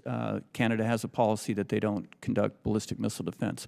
For the cruise missiles, we would rely on some of the radars and the fighters that Canada has, depending on the route of the cruise missile. So you've worked with our Canadian allies for a long time, correct, General? Yes, I have, sir. Can you envision any scenario, under any conditions, where there would be an incoming cruise missile, ICBM, detected by our Canadian allies, or by American tech, that we would not share that with Canada and vice versa? Gentleman's time's expired. Have to answer that for the record. Chair now recognizes the gentleman from North Carolina, Mr. Davis. Thank you, Mr. Chairman. Thank you so much, Mr. Chair, and to the witnesses for being with us today. My question is, and I would love to hear General Gia and from the Admiral Halsey, how is Southcom and Northcom working together with Latin America and others in particular? I continue to hear a theme identifying new ways that the cartels are now looking at making a path for illegal drugs into our country. Congressman, two new ways that I think illustrate how Southcom and Northcom are working together. One is we recently established the Joint Intelligence Task Force Southern Border, which is headquartered in Tucson, Arizona, along with at a CBP facility. And what we do is we bring in interagency, DoD, and intel community feeds and fuse it and redistribute that information from there. That has led to unparalleled sharing of intelligence data on this mission set that used to be available, but not all processed from one location, and Admiral Halsey's team is a strong participant in that. The other is, as we've deployed ships into the Gulf of America and also off the Pacific coast to counter illegal drug and migrant flow, we built into the plan that we could seamlessly move these ships further to the south if required to benefit Admiral Halsey's Jihad of South mission. Or his resources could move more to the north to seamlessly address the illegal flow of drugs and illegal migrants around, the Gulf or in the Pacific Ocean, around San Diego up to the coast. We've never had that level of cooperation between our two commands before. I would just add that as I look at the Jihad of South, they remain the gold standard for the detection and monitoring mission. And so a great collaboration with General Guillo, but also I have to say our partner nations, right? So security cooperation, 80% of our interdiction last year was conducted along, by, with, and through our partners. We have something called a ship special mission where we can position ourselves and then use the interceptors to get after it. Another thing we're working really hard with Jihad of South is this AI machine learning. So now, based off that technology, based off time of year, size ship, aircraft, we can predict where it's going and make sure we can have assets there. But again, consistent presence is required, and I have to continue to do that. I want to say, really emphasize this work because too many people, too many American lives have died, and we have to stay in front of it. And that's what I'm really emphasizing here, staying in front of it. I want to shift gears, if I may, for a second. Was honored to be able to travel with our chair and other committee members to Guantanamo Bay. My question is, as we've seen now Guantanamo Bay exists as an alternative while Homeland Security is actually increasing capacity, What do you see as Homeland Security increases that capacity, the long-term role, than what Guantanamo Bay? Mr. Salas. Congressman, thank you. Again, the department is in support of DHS and ICE and CBP. So as they gain more capability to house, it could lead to us not needing our certain capabilities. But until that threshold has been determined, which it is not at this point, we will continue to provide that support at Gitmo. And a follow-up there, do you anticipate or see any level of a timeline in terms of dealing with the capacity? I know that ICE is working very hard at trying to identify additional housing, but I think they will continue to rely on the Defense Department to support that for the near future. Okay. Thank you again for being with us today, and I yield the remaining balance of my time, Mr. Chair. Gentleman yields back. I now recognize myself for 5 minutes of questioning. Admiral Halsey, by the way, great name. You had to be a Navy man, right? You had to be, right? Okay. Admiral Halsey, do Cuba, Venezuela, and Nicaragua pose a security threat to the United States? Yes, Congressman. How big a security threat? I think it's very challenging. I think as I look at the region and watch the engagement, I can see out-of-area deployers come in from Russia and pull into Cuba. When I watch Iranian ships come over and deliver goods and services to Venezuela, it becomes very challenging. And so we have to continue to keep our eye on that piece and make sure, but I can't be more clear, I got to be consistent, present, and engaged, and when I have aircraft, assets, ships in the region, I can block those maneuvers. And would a regime change in those three countries make your life easier and also make America much more secure? That's more of a policy question. I think anything that's going to make us more secure, I support, but that's more of a policy question. Well, if Cuba, Venezuela, and Nicaragua became friends instead of the way they are right now, enemies, would that make your life easier? Yes, if they're friends, that'd be totally Democrat. Right now we have 28 democracies in the region, so if we had 31, that'd be great. Do you think Cuba is the head of the snake in stirring up trouble in the region and also helping Russia, Iran, and especially China in the region? So I would just say this, let's be clear, they do it because they know they have the backing of some of the nefarious actors, whether it's China and Russia, so I think it's a little bit of both. And I share your concern about the intrusion or the incursion of Russia, Iran, North Korea, and especially China in our hemisphere, and I think for far too long we have been maybe not blind to it, but certainly not paying the attention to what's going on in South America with these nefarious actors right in our own backyard, and I think we need to start paying much more attention to it. Do you agree with that? I totally agree with that, sir. Okay. General Guillot, how many cartel members are there in the southern border? When you estimate, how many actually are members of the cartel? Number of people? Yeah, number of people, number of cartel members, yeah. Sir, my estimate would be certainly in the thousands, as there's 20 or 25 to 30 different cartels that we're tracking and watching. Can you give me an estimate of how many thousands? No, sir, I can't, but I will follow up with that. Okay, so, but those thousands are killing 50,000 Americans every year? Through the fentanyl, yes, sir. Okay, and while we've had great success in stopping the flow of migrants, I mean, we've down 90%, which, by the way, runs counter to everything we were hearing in the previous administration, said they needed a lot more money, and really all they needed was policy and will to do it. What are your records, or what do you indicate is happening in the southern border with regards to fentanyl, which is killing 50,000 Americans every single year? Sir, what we're seeing is the amount moving across that they're detecting is at about 40% of what it was before. So significant drop, but not to the same rate as the migrant flow. And then what we're also seeing is that a lot of frustration with the cartels at their inability to get fentanyl across the border, and so they're pursuing other locations to send it other than the United States. Okay, and so they've been labeled as terrorist organizations, right? They have, sir. What are we doing about that? What are we doing about that? Yeah, what are we doing about it? They've been killing they've killed probably 500,000 Americans, and they're killing still 50,000 Americans every year. They're a terrorist organization. They're right across the border. What are we doing about it? Well, for the last 2 months that NORTHCOM has had the mission, we've significantly increased several hundredfold the amount of intelligence that we're gathering on the cartel members. And Do you think their intelligence alone is going to stop them from shipping fentanyl across the United States and killing 50,000 Americans? Well, I think it can, not alone, no, sir, but I think it contributes to the other actions that we're taking that is stopping it at the borders and that's stopping it from going through the maritime. Do you think it's the number one duty of government to protect its citizens? Yes, sir, I do. And do you think we've been doing a really good job at protecting American citizens from the poison that's been flowing through the southern border?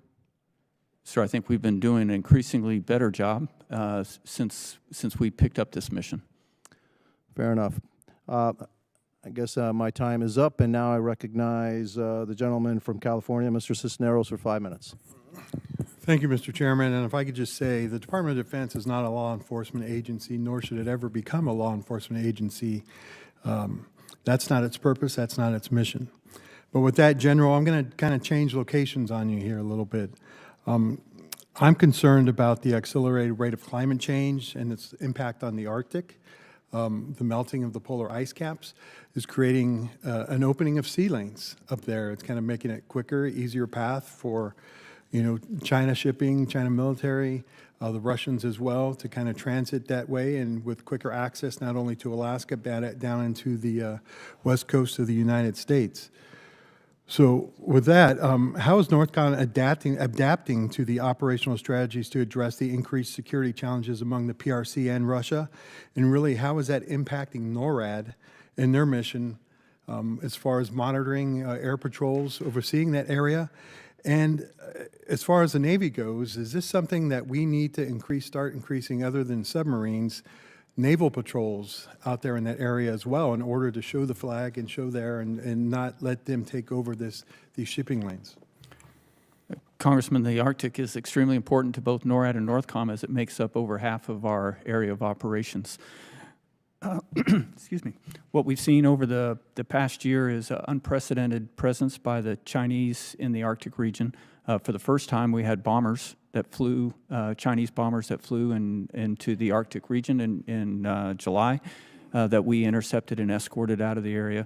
But at the same time, there was also the highest number of ships, all dual use under the guise of being scientific, but also certainly military purpose there to map out, we presume, China's ability to operate both subsurface and on the surface in that region. So it's a big concern. What we're doing about that is we're operating with the Canadian military, the Coast Guard, and United States Pacific Command to make sure that we have presence both on the surface and in the air to monitor this traffic.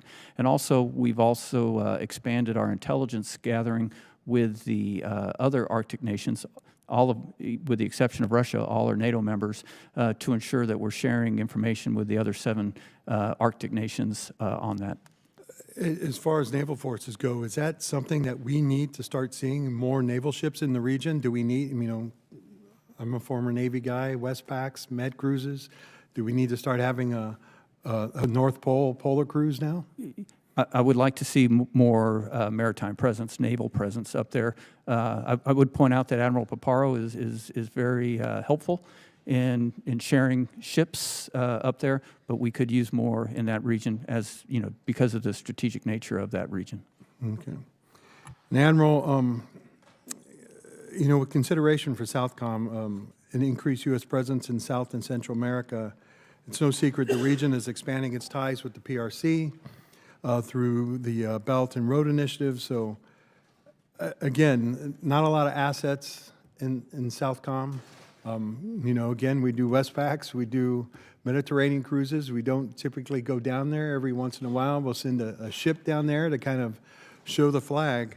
But how do we partner with these countries to promote stability? And do we need to see an increased naval presence in South America, where maybe we now need to start considering routine deployments down in the area? 100%, sir. We need more assets in the region. Again, I've said before, I said in my statement, we need to be credible, present, and engaged. Presence means power. It sends a strong signal to our partners and allies, and also it sends an even stronger signal to would-be adversaries. PRC, Russia, Iran, they have to see us, and we must meet presence with presence. So I'll take those ships from the Arctic, and you can bring them down to the Antarctica. I'll take them. Well, hey, look, we need to do more to increase the size of our Navy, but we need to have those ships kind of in those areas. And I know the big struggle with NORTHCOM and SOUTHCOM has always been assets, but we need to figure out a way so that we can get the assets to you as well, because those regions definitely are becoming more important. And, you know, I'm willing to work with the administration to see what we can do that. And with that, Mr. Chairman, I yield back my time.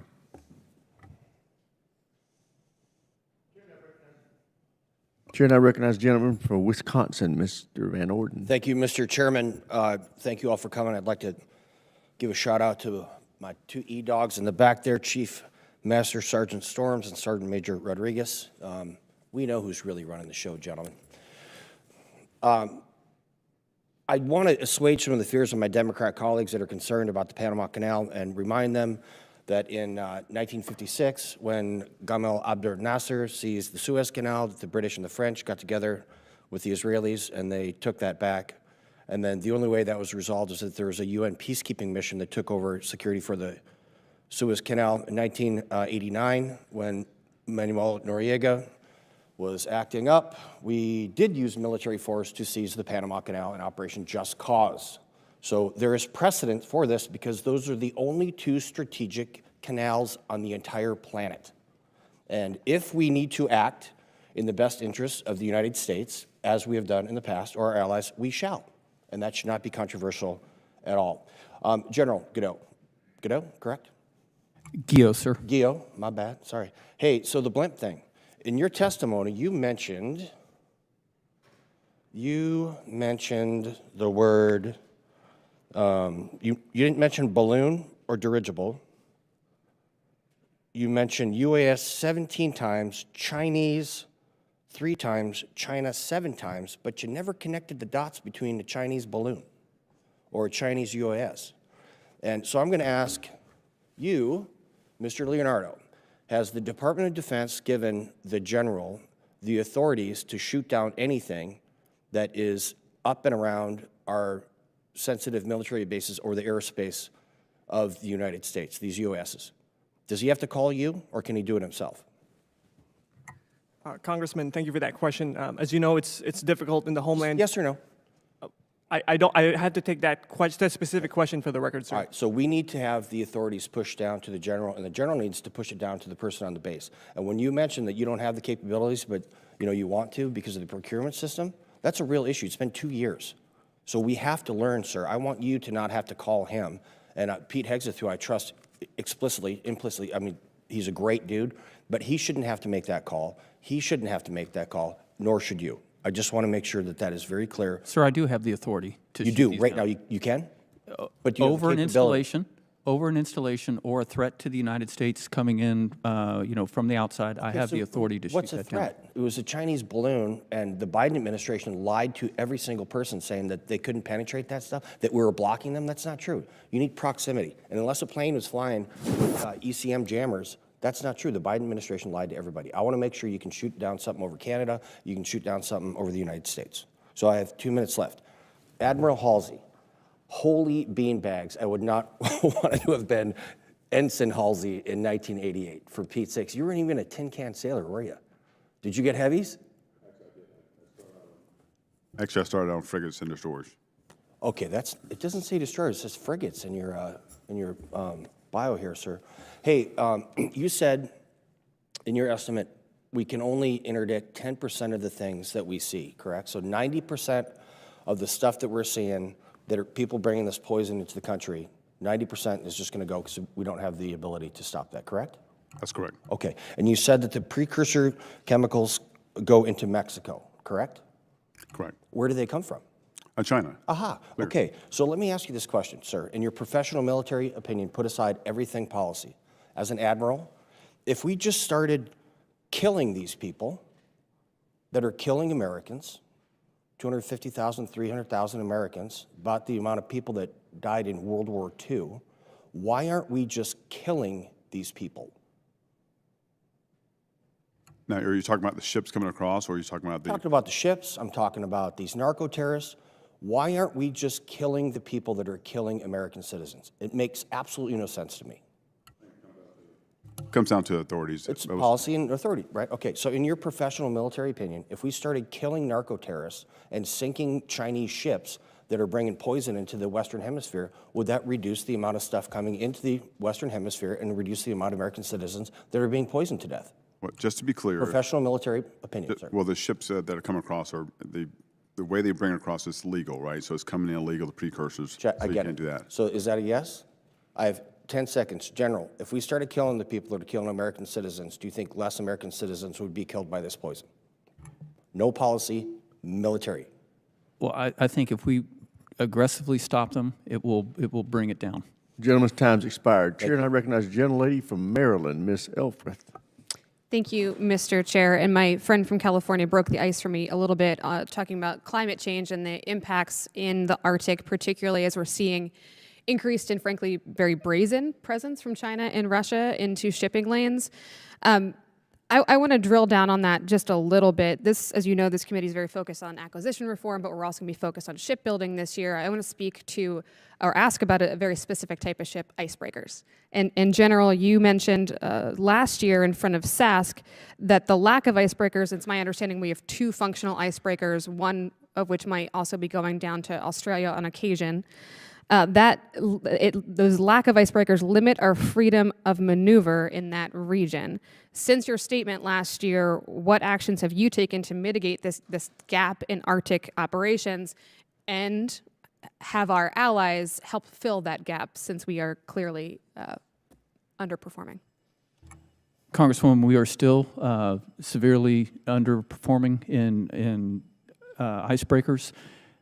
We work very closely with the Coast Guard to try to prioritize the Arctic region, and then I've made proposals to see if we could contract the capability from Nordic states that produce those while we wait for the shipbuilding to catch up with the demand. Okay, can you give this committee any type of timeline on those partnerships? I personally can't. I'm a recipient of this, and so I hope it's very soon.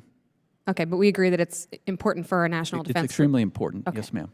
Thank you. And again, while we wait for shipbuilding to pick up, as we wait for our partners to fill the gap, you've also spoken about the importance of missile defense in the Arctic and our allies, both in detection and defense. I'm new to the committee, but would it be fair to say that the importance of strong diplomacy and strategic allyship would not include threats of seizing a territory of an ally by military force?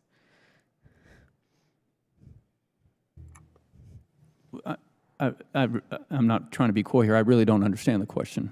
Okay, so we are now in a position as a nation in which our leadership is threatening the territory of certain allies with the use of potential military force to seize that territory. My contention is that that is in direct contradiction of our ability to form strategic allyships to the end of national security. Would you agree with that statement? I agree in the importance of partnerships and building allies for a common defense, given that the task that we face with the multiple threats, 4 or 5 different nation states that can threaten our country, we need to handle it with partners. We can't do it alone. And again, just putting a finer point on it when it comes to detection, missile defense, but also these critical icebreakers as we're seeing ice thin, as we're seeing, particularly post-invasion of Ukraine, a great Russian incursion into the Arctic. Those strategic partnerships and allyships have never been so important in that region. I would agree with everything that you just said, ma'am. Okay, thank you very much, Mr. Chair. I yield my time. Chair, and I recognize the gentleman from Virginia, Mr. McGuire. Thank you, Mr. Chairman, and thank you for our witnesses for coming here today to speak to the committee. I believe that a number 1 priority, as President Trump has said, is to protect the homeland. And I have a bunch of questions, but let's see if we got enough time to get them. And I'll ask each of you one at a time. Would you agree that China has more ability to attack the homeland today than they did 4 years ago? We'll start with the Admiral. Yes. Yes, they do, sir. Absolutely. Yes, Congressman. You know, I recently, and by the way, we need to have reliable allies, not reliant allies. And so, you know, under President Reagan, we were spending 6% of our GDP on national defense, and it's dwindled down to close to 2%. And so I'm a big support at keeping the American people safe. And I think the decisions that President Trump has made has caused our allies to step up and actually be reliable partners, not reliant partners. And I think for us to deal with North Korea, Iran, China, Russia, we've got to strengthen those relationships, and we can't do it alone. And so I think we're moving in the right direction. I recently participated in a CODEL in Southcom. And by the way, I served in the Navy SEALs. Most of my experience was Southcom. And I learned that the cartels will lie, cheat, steal, and they will kill you to get their way. And there is no way they're giving up $1 billion business.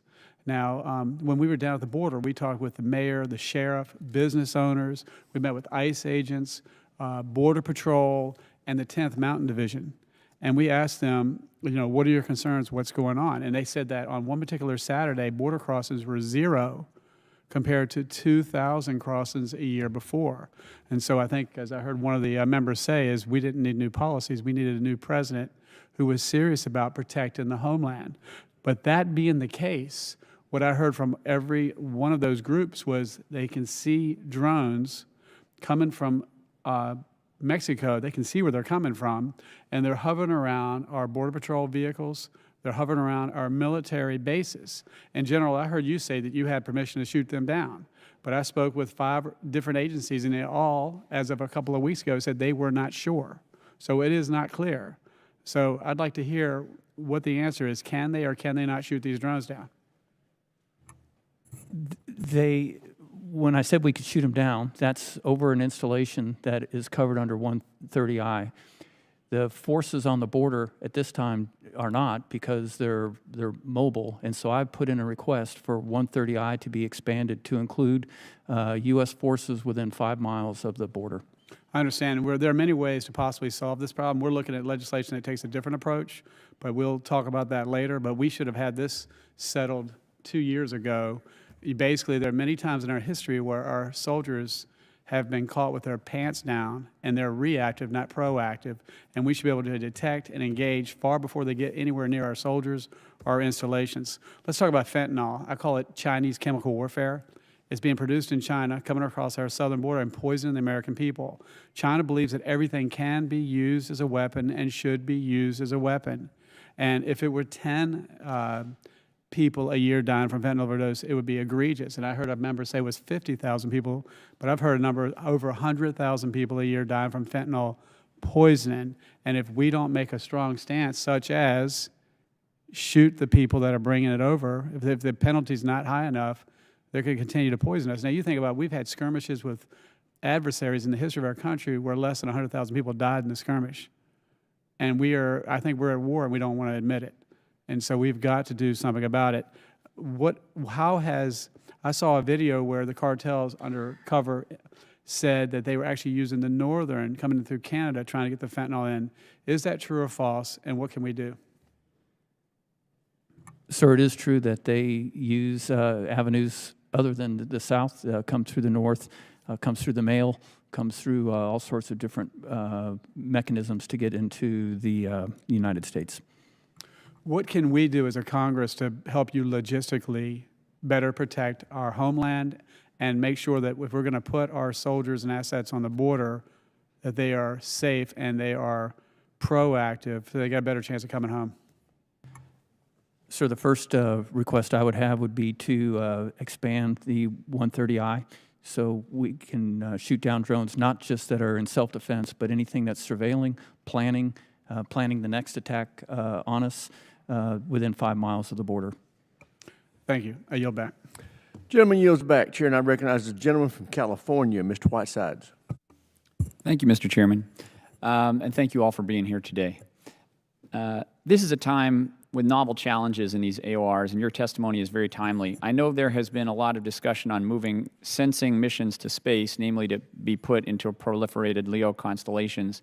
Most of my career has been focused on securing U.S. leadership in space, both from an economic and a national security perspective. With that in mind, I would not be the first to say that space-based sensing is a vital part of our sensing capabilities, but not the only part. I'm concerned that recent reports of novel weapon systems being placed into orbit could result in a strategic surprise if we don't have redundancy across domains when it comes to sensing air and missile threats. General Guillot, can you share your view of the appropriate role and relationship between space-based sensing capabilities and the need for sensing redundancies across domains? Congressman, I'm very encouraged by the increased capability that space brings us and sensors from there, but I've always advocated for a layered approach that goes from the undersea, the land, air, and space to ensure that we aren't over-reliant on one domain, and we can layer the approach for detecting threats to the continental United States. Thank you so much. Now, as we all know, Northcom's AOR has seen increased threats not only from foreign adversaries, but from natural disasters like wildfires, hurricanes, and floods. It's no secret that the increased cadence and severity of these disasters pose a serious threat to our CONUS military installations' readiness and to our homeland itself. General Guillot and Admiral, can you speak to the utility of, to the extent you can you speak to the utility of the National Guard's FireGuard program, which uses satellite sensing capabilities for near-term, near real-time wildfire intelligence, not only as a means of protecting our constituents, but of safeguarding our ability to effectively protect our homeland? Sir, I can tell you that that system is of great benefit to us as we hit the ever-expanding wildfire season. It used to be more closely defined. Now it's almost year-round, as we saw, with the tragic fires in Southern California earlier this year. So we use that, and we know, based on what we're seeing through those sensors, where we might need to provide DoD assistance to NIFC and others if it exceeds their capacity. You get huge points for knowing NIFC and all that, so thank you so much for your comments on that. I think it's a very important thing and would love to work with you as we think about those things in the future. I'll just close with a tough one, and maybe it's more of a statement than a comment, and I know it's been addressed here extensively already, but I think the recent quotes of the Prime Minister of Canada who said it's clear that the U.S. is no longer a reliable partner. It's possible with comprehensive negotiations we could reestablish an element of confidence, but there will be no going backwards. The old relationship we had with the United States based on deepening integration of our economies and tight security and military cooperation is over, he said. That's the Prime Minister of Canada said that. How does this posture impact your ability to defend the United States from threats conveyed through the Arctic and through other northern territories?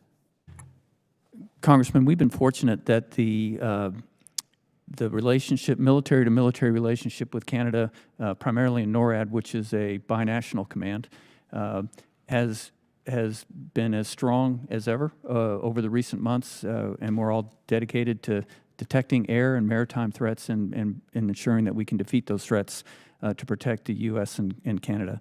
And so I have not seen any negative ramifications at the military-to-military level. Thank you, sir. I yield back my time, Mr. Chairman. Gentleman yields back. Chair now recognizes the gentleman from Indiana, Mr. Mesmer. Thank you, Chairman. General Guillot, I'd like to follow up on a question my colleague asked earlier about your testimony that in 2024, the Russian Navy partook in a training exercise with their submarines, nuclear subs in the Atlantic Ocean. If these would become more of an occurrence, would you continue to task the Navy with the same tempo of material, time, and manpower for all future Russian vessel visits in your area of responsibility? Sir, depending on the type of vessels, yes. Okay, thank you.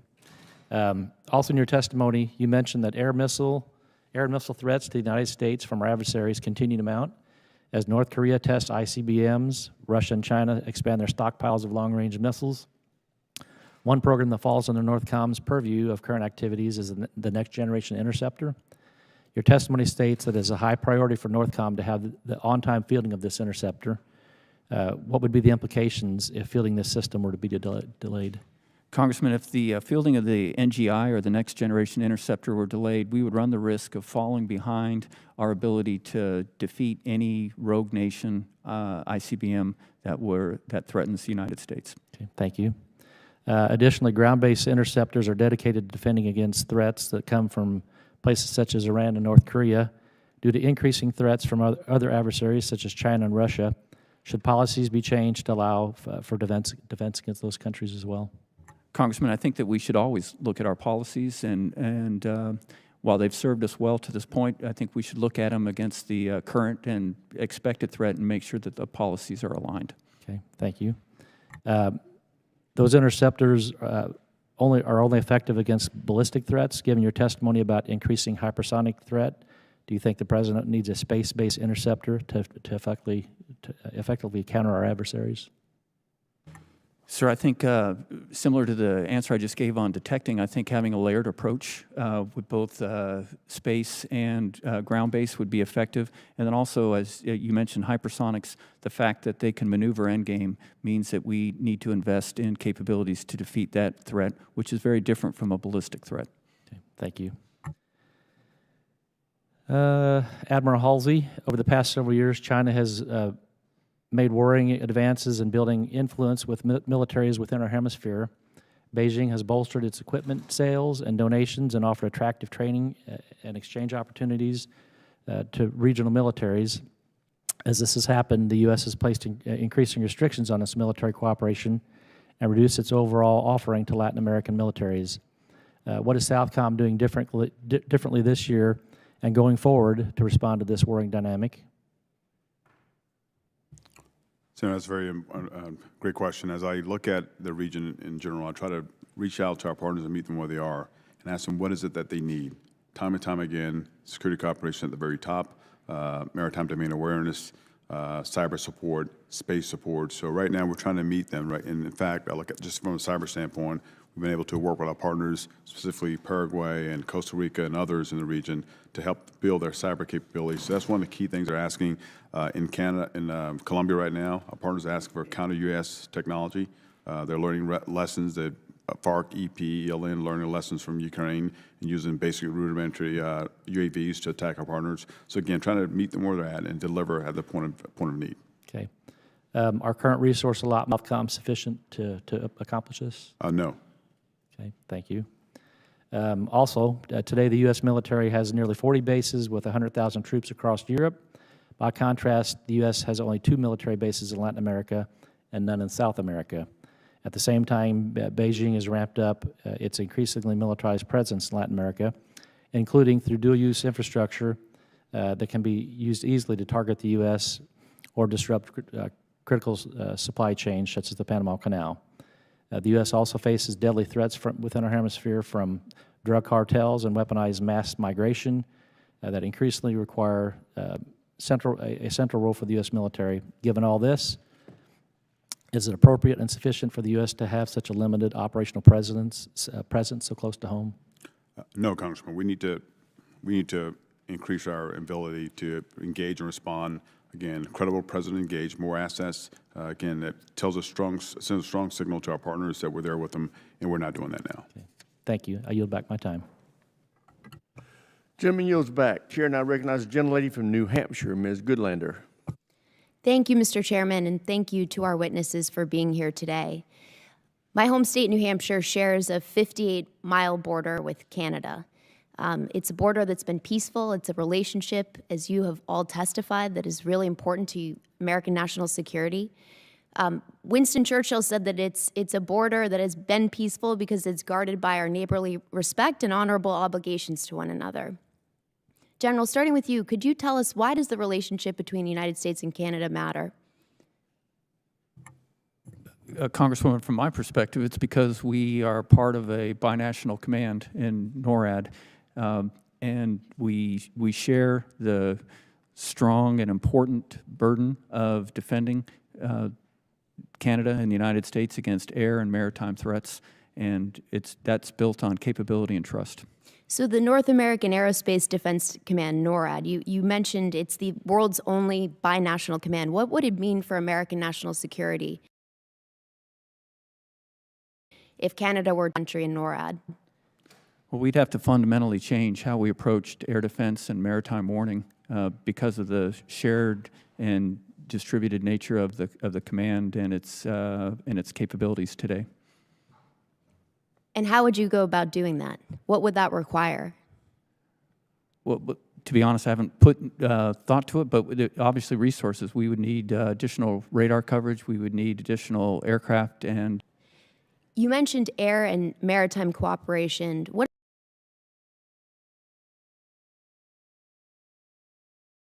about land cooperation? Where has, in your assessment, where have our Canadian partners fallen short with respect to the security of our homeland and our border security along our northern border?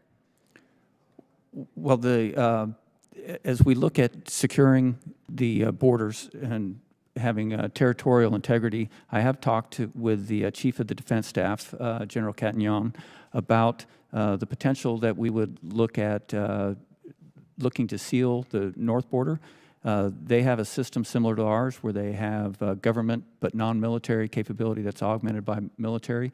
While we haven't started any planning, we recognize that any planning to seal the northern border would be done jointly. Is there a national security crisis? Is there a national emergency at our northern border right now? There has not been one established, although it's something that we watch closely to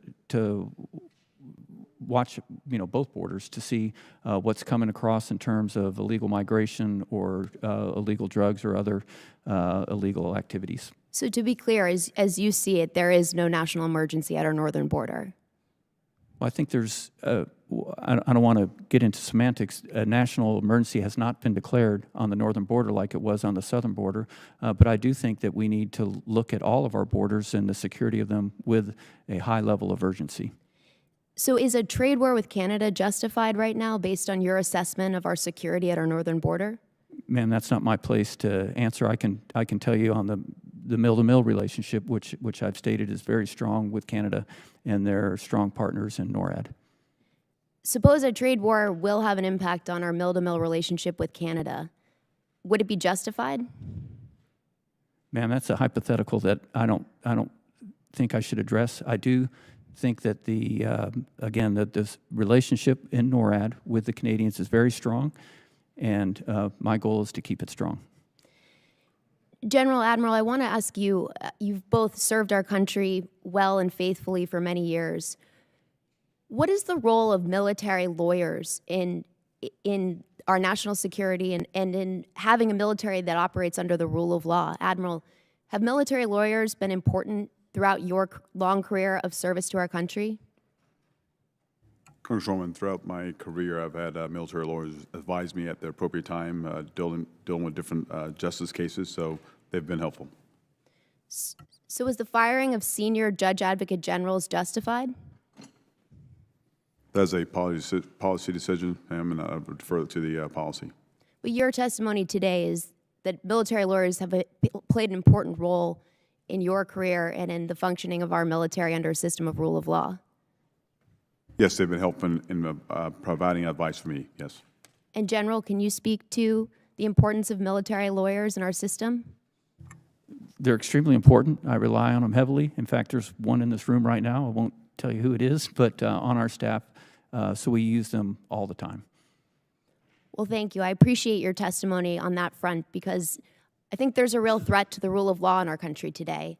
And from what I've seen in my... Gentlelady's time's expired. Chair now recognizes the gentleman from Colorado, Mr. Huh? Oh, you just snuck in on me. The gentleman, I'm sorry, Mr. Crank. Mr. Fallon stole your thunder. Gentleman from Texas is recognized. My deepest apologies. Thank you all for coming. General, what's NORTHCOM's primary mission? Sir, it's Homeland Defense. Defend the homeland, right? That's right. Okay. Do transnational gangs and Mexican drug cartels present a threat to our homeland? Yes, they do. Fair to say that you could be described as evil, heartless, sociopathic criminal? I would agree with that. So it's stand to reason that disrupting their illegal activities and reducing their revenue and upsetting their organization and planning would weaken transnational gangs and the cartels. Yes, sir. And that would be a very good thing for the United States. Yes, sir. General, over the past 80 days, have the Mexican drug cartels indeed been disrupted? Yes, sir, I think they have. And has Not their fully revenue disrupted. been? I'm Yeah. sorry. Oh, no, go ahead, sir. Not fully disrupted, but we Sure, are- but disrupted. Yes, sir. Has their revenue been reduced? It has. And has their organization and planning been upset? It has been. So they've been weakened? They have been weakened. And by the way, good job on that. So illegal immigration presents certain dangers to the homeland too, does it not? As far as vetting, we don't really know who a lot of these folks are. There's a stress on schools and medical services if people are allowed to stay in the country. And it also, and more importantly, it enriches the cartels. They profit greatly from the Right, illegal because they migration. charge a tax or a fee, or Yes, whatever you sir. want to call it, and they make a lot of money, into the billions of dollars, and in fact, annually, maybe estimates are as much as into the tens of billions of dollars now. Yes, sir. Okay. When you reduce, given that, then, when you reduce illegal migration, you're denying revenue to the Mexican drug cartels. Yes, that's correct. So in that sense, and in many others, reducing illegal immigration is in the best interests of the United States. Yes, sir. So in 80 days, is that what's happened? Has illegal migration gone down? By most estimates, about 97%. So dramatically, like a collapse, not even a reduction, but a collapse. That's right, sir. And what's changed? I mean, when you look at the last 4 years and some of the record profits that the cartels were making, in fact, in December of 2023, I believe the number was about 304,000 illegal encounters in 1 month. What were the encounters in February of this year? They dropped down from about 6,000 a day to somewhere around 100 to 150 a day on average. I think, if I'm not mistaken, it was about 8,300, or give or take, in February. Total? Yeah. Yes, sir. Okay. So December 2023 would be 3,800% higher than February 25. It's been dramatic, Or the put decrease. it your way, 97% reduction. Yes, sir. And what orders were you given new orders in January of this year? I was, sir, on the 21st of January. We, Northcom, significantly increased our presence in support of CBP, and also, really for the first time that I'm aware of, began using unique military capabilities to seal and repel at the border. So the new orders you were given by your new Commander-in-Chief, Donald J. Trump, have helped secure the homeland. That along with policy. I don't want to say that the military has done it all, but Well, the military and yes. Certainly the Customs and Border Patrol. Yes, and absolutely. I actually really, truly, and being a Texan, feel safer today than I have in a very long time. Yes, sir. And it is a team effort, as you said, but the numbers are significantly down since we became increasingly involved in the mission. Well, kudos to you and Admiral Halsey and the great men and women we have on the border and the federal agencies as well. And General, my final question is, Northcom collaborating with Department of Homeland Security to integrate new and innovative technologies and strategies into the border security operations? Yes, sir. And directly with the CBP, I've established a technology working group that's looking to see how in the near and long term we can transition some of the manpower into technological means to keep the border sealed and the threat repelled. Just all options open. Yes, we're looking at everything. Yes, sir. I'm going to tell you a little story. In Texas, when I was in the legislature, they were using deer blinds. I mean, just something that simple, and put hundreds of them on the border, and that was just helping as well. So thank you very much, Mr. Chairman. I yield back. Thank you, John. Chair now recognizes the gentleman from California, Mr. Tran. Thank you, Mr. Chair. Thank you for testifying today. Like all of you, I am deeply concerned with the CCP's encroachment in Northcom and Southcom's AOR. The CCP is using a multi-pronged strategy that blends economic, diplomatic, cyber, and military tools to attempt to displace U.S. influence in and around the Western Hemisphere. We'll start with you, Admiral. How is Northcom and Southcom synchronizing their efforts to address the growing influence of the PRC across both AORs? So first of all, thanks for the question, Congressman. So Northcom and Southcom, we always work together, very deliberate faction, whether it's the drug trade but specifically as I look at the China, it's the Joint Exercise Program. We continue to do that. Every exercise, every conference we do, we always invite NORTHCOM partners there. We invite the ambassador to Mexico to our partners, to our training as well. Again, it's that overarching effort to identify threats and get after it. But again, we have to continue to build partner capacity to get after it as well. Thank you. General, anything to add? No, sir. Everything he said is exactly the same from our perspective. Appreciate it. Going on, how are both NORTHCOM and SOUTHCOM working to build military relationships in the region that counterbalance China's growing defense cooperation with countries like Venezuela and Brazil? General, you want to take this one? Sure. We strive, sir, to have a strong mill-to-mill relationship so that our partner nation looks to us first. We do that. So we have 3 countries that are partners in NORTHCOM. With Mexico, we have a strong mill-to-mill relationship built on a foundation of exercises and subject matter exchanges. We also do with the Bahamas as the 3rd country in our region. I would say that the mill-to-mill relationship is strong there. However, I am increasingly concerned about the vulnerability to Chinese actions outside of the military, and we're trying to see if we can take outsized efforts in the Bahamas to try to curb that. Thank you. Admiral? Yes, thank you. So as I look at the region, I go to what our partners are asking for. They continue to ask for our presence. Again, maritime presence, ships and everything else, maritime domain awareness, cyber support. So again, we're trying to build a capability and capacity with cyber. They have more and more, they're asking for space support. As you may be aware, they have more space and labor infrastructure, and SOUTHCOM are second only to mainland China, right? So again, cyber, space, so all our joint exercises that we do have some component of cyber and or space. Again, well, it's UNITAS, different exercises we do, try to build that capability capacity. Thank you. And as you sit here today, can you identify any additional authorities or resources that your department may need to effectively counter China's influence in the Western Hemisphere? Certainly. So right now, the first thing I'll point to is security cooperation. That's my largest lever. So when I get more support there, I can do more, right? I can do more. Right now, we're building a cyber support center in 2 of the countries in the region. Those things help me out. So again, any way I can get more support for security cooperation, that builds my portfolio. General. Sir, I do not lack any authorities required to counter Chinese presence. How about resources? I'll always take more, but actually, I don't have any unfilled requests at this time. Thank you, Mr. Chair. I yield back. I've never heard that before, General. I was going to say, yeah. First time I have ever heard a combatant commander say that. Yeah. Chair, and I recognize the gentleman from Colorado, Mr. Crank. Thank you, Mr. Chairman. Thank you all for being here and testifying today. General Guillot, it took you a long time to get to your hometown congressman, but here I go. Thank you. I'm very proud to have Northern Command in Colorado Springs and the wonderful work that you do. I'm especially proud, and it's been noted here by you and by others, about the great work that you've been doing since January 21st to execute the new authorities given to you by President Trump at the southern border. And I think it's a very clear message that most people here on Capitol Hill have gotten, that the American people want that problem solved.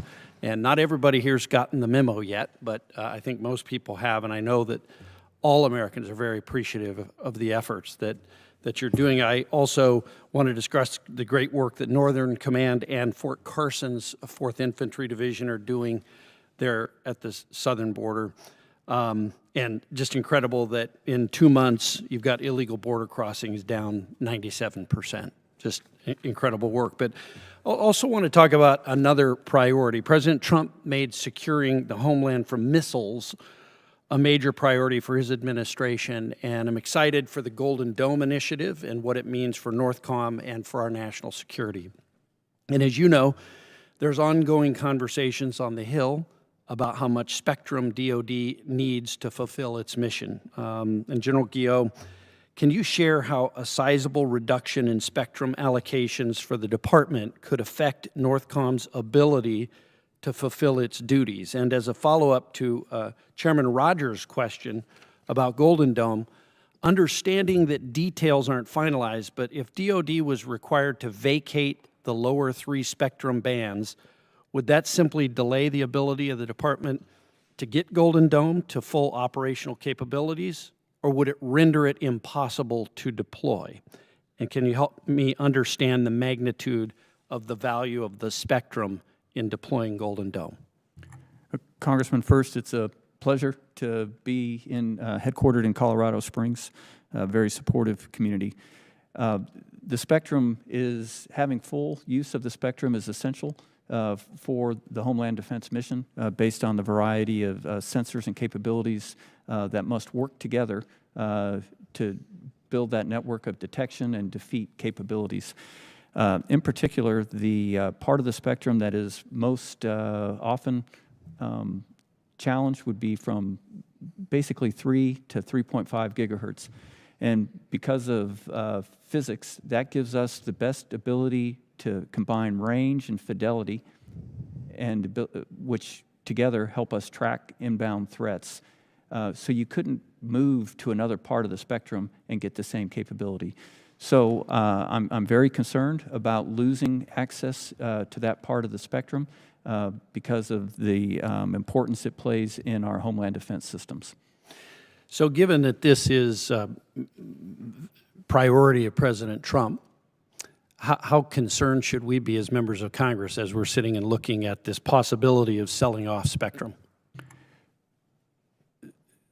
Congressman, I would suggest that you be very concerned, especially in the key ranges that your military experts will help describe, to ensure that we don't have to lose or share that spectrum because of the importance to our mission. Thank you. Any other thoughts on that from any of the other witnesses? No? Okay. Thank you, Mr. Chairman. I'll yield back the balance of my time. Gentleman yields back. Chair, and I recognize the gentleman from Virginia, Mr. Vindman. Thank you, Chair. John Grillo, the United States and Canada have shared and prospered from a strong bilateral partnership for several decades. NORAD is a critical component of our homeland defense and provides aerospace warning and control for North America, which includes detection, validation, and warning of attacks, as well as monitoring of aircraft suspected of illegal drug trafficking, a layered all-domain defense. However, the administration has threatened this relationship with comments about making Canada a 51st state and dramatic changes to our trade relationship. Because of this, Canadian officials are starting to reassess whether a bilateral partnership, again, a relationship that makes us safer, is beneficial. At the same time, our competitors have the capability and capacity to threaten all of North America with a wide range of threats. If Canada and the United States were to halt our longstanding military cooperation, would it be harder to fulfill the current NORAD mission and increase the threat on the United States? Congressman, the binational relationship, the binational command that we enjoy in NORAD between the Canadians and the United States, as you mentioned, has been established for almost 70 years. Everything that we do in the aerospace warning, aerospace control, and maritime warning is interwoven between the U.S. and Canadian capabilities. If we were to lose that, is the answer it would be more difficult to fulfill the mission? If we were to lose that, there are certain avenues of approach that we could not cover alone from the United States. Okay, thank you. And so, with the president's proposal for a Golden Dome, would that make the implementation of the Golden Dome, and I understand this still needs to be fleshed out exactly what it is, would it make it more difficult to implement that system? Sir, not at this time, because Canada has a policy, a national policy against conducting ballistic missile defense. So all of our ballistic missile defense capabilities are solely U.S. If we're looking at early warning and other aspects of that relationship, would it affect those aspects? Early warning for ballistic missiles is all the United States. Early warning for cruise missiles is a shared responsibility between Canada and the United States. Okay. Thank you. And can you tell me, in the July 24 intercept, did Canada participate in that intercept? The July 24, I assume you're talking about the combined bomber patrol with Russian and Chinese aircraft. Yes, we intercepted with 3 sets of fighters. One of those sets of fighters was a Canadian flight of CF-18s. Thank you. Mr. Solisas, you were acting Secretary of Defense for a short period of time in the Trump administration. Is that correct? That is correct. And that's an immense responsibility and honor, isn't it? It is an incredible honor. And you took that responsibility seriously. Absolutely. Were you involved in any signal chats, either a small group PC or anything that sounds like an NSC-type meeting, PC, PCC, DC, during your time as acting secretary? No, I was not. I don't even have signal. We say it may not be. And part of your responsibility as secretary was to enforce good order and discipline. Is that correct? That is correct. And if a service member had violated operational security, would you expect that there would be charges on that service member? We have policies that govern what we do in security violations. Yeah. And so, have you read the signal chats, that the reports on the signal chats? No, I have not, and based on it being under review, I think it's inappropriate for me to comment on that. Okay, but you have not read the chats, that article. You're not familiar with that. I'm familiar that it's out there. I haven't read it. But would you? You said you don't have signal. Is that correct? That's correct. Okay. Well, it's my opinion, and the opinion of many, that especially for my time as a member of the National Security Council staff, that those chats were completely inappropriate. I was frankly floored seeing that there was a small group PC that was on Signal, and a non-secure non-government system. And as a service member, as a commander, I certainly would have been preferring charges on somebody that committed that violation. As a JAG officer, I've been preparing to prosecute those.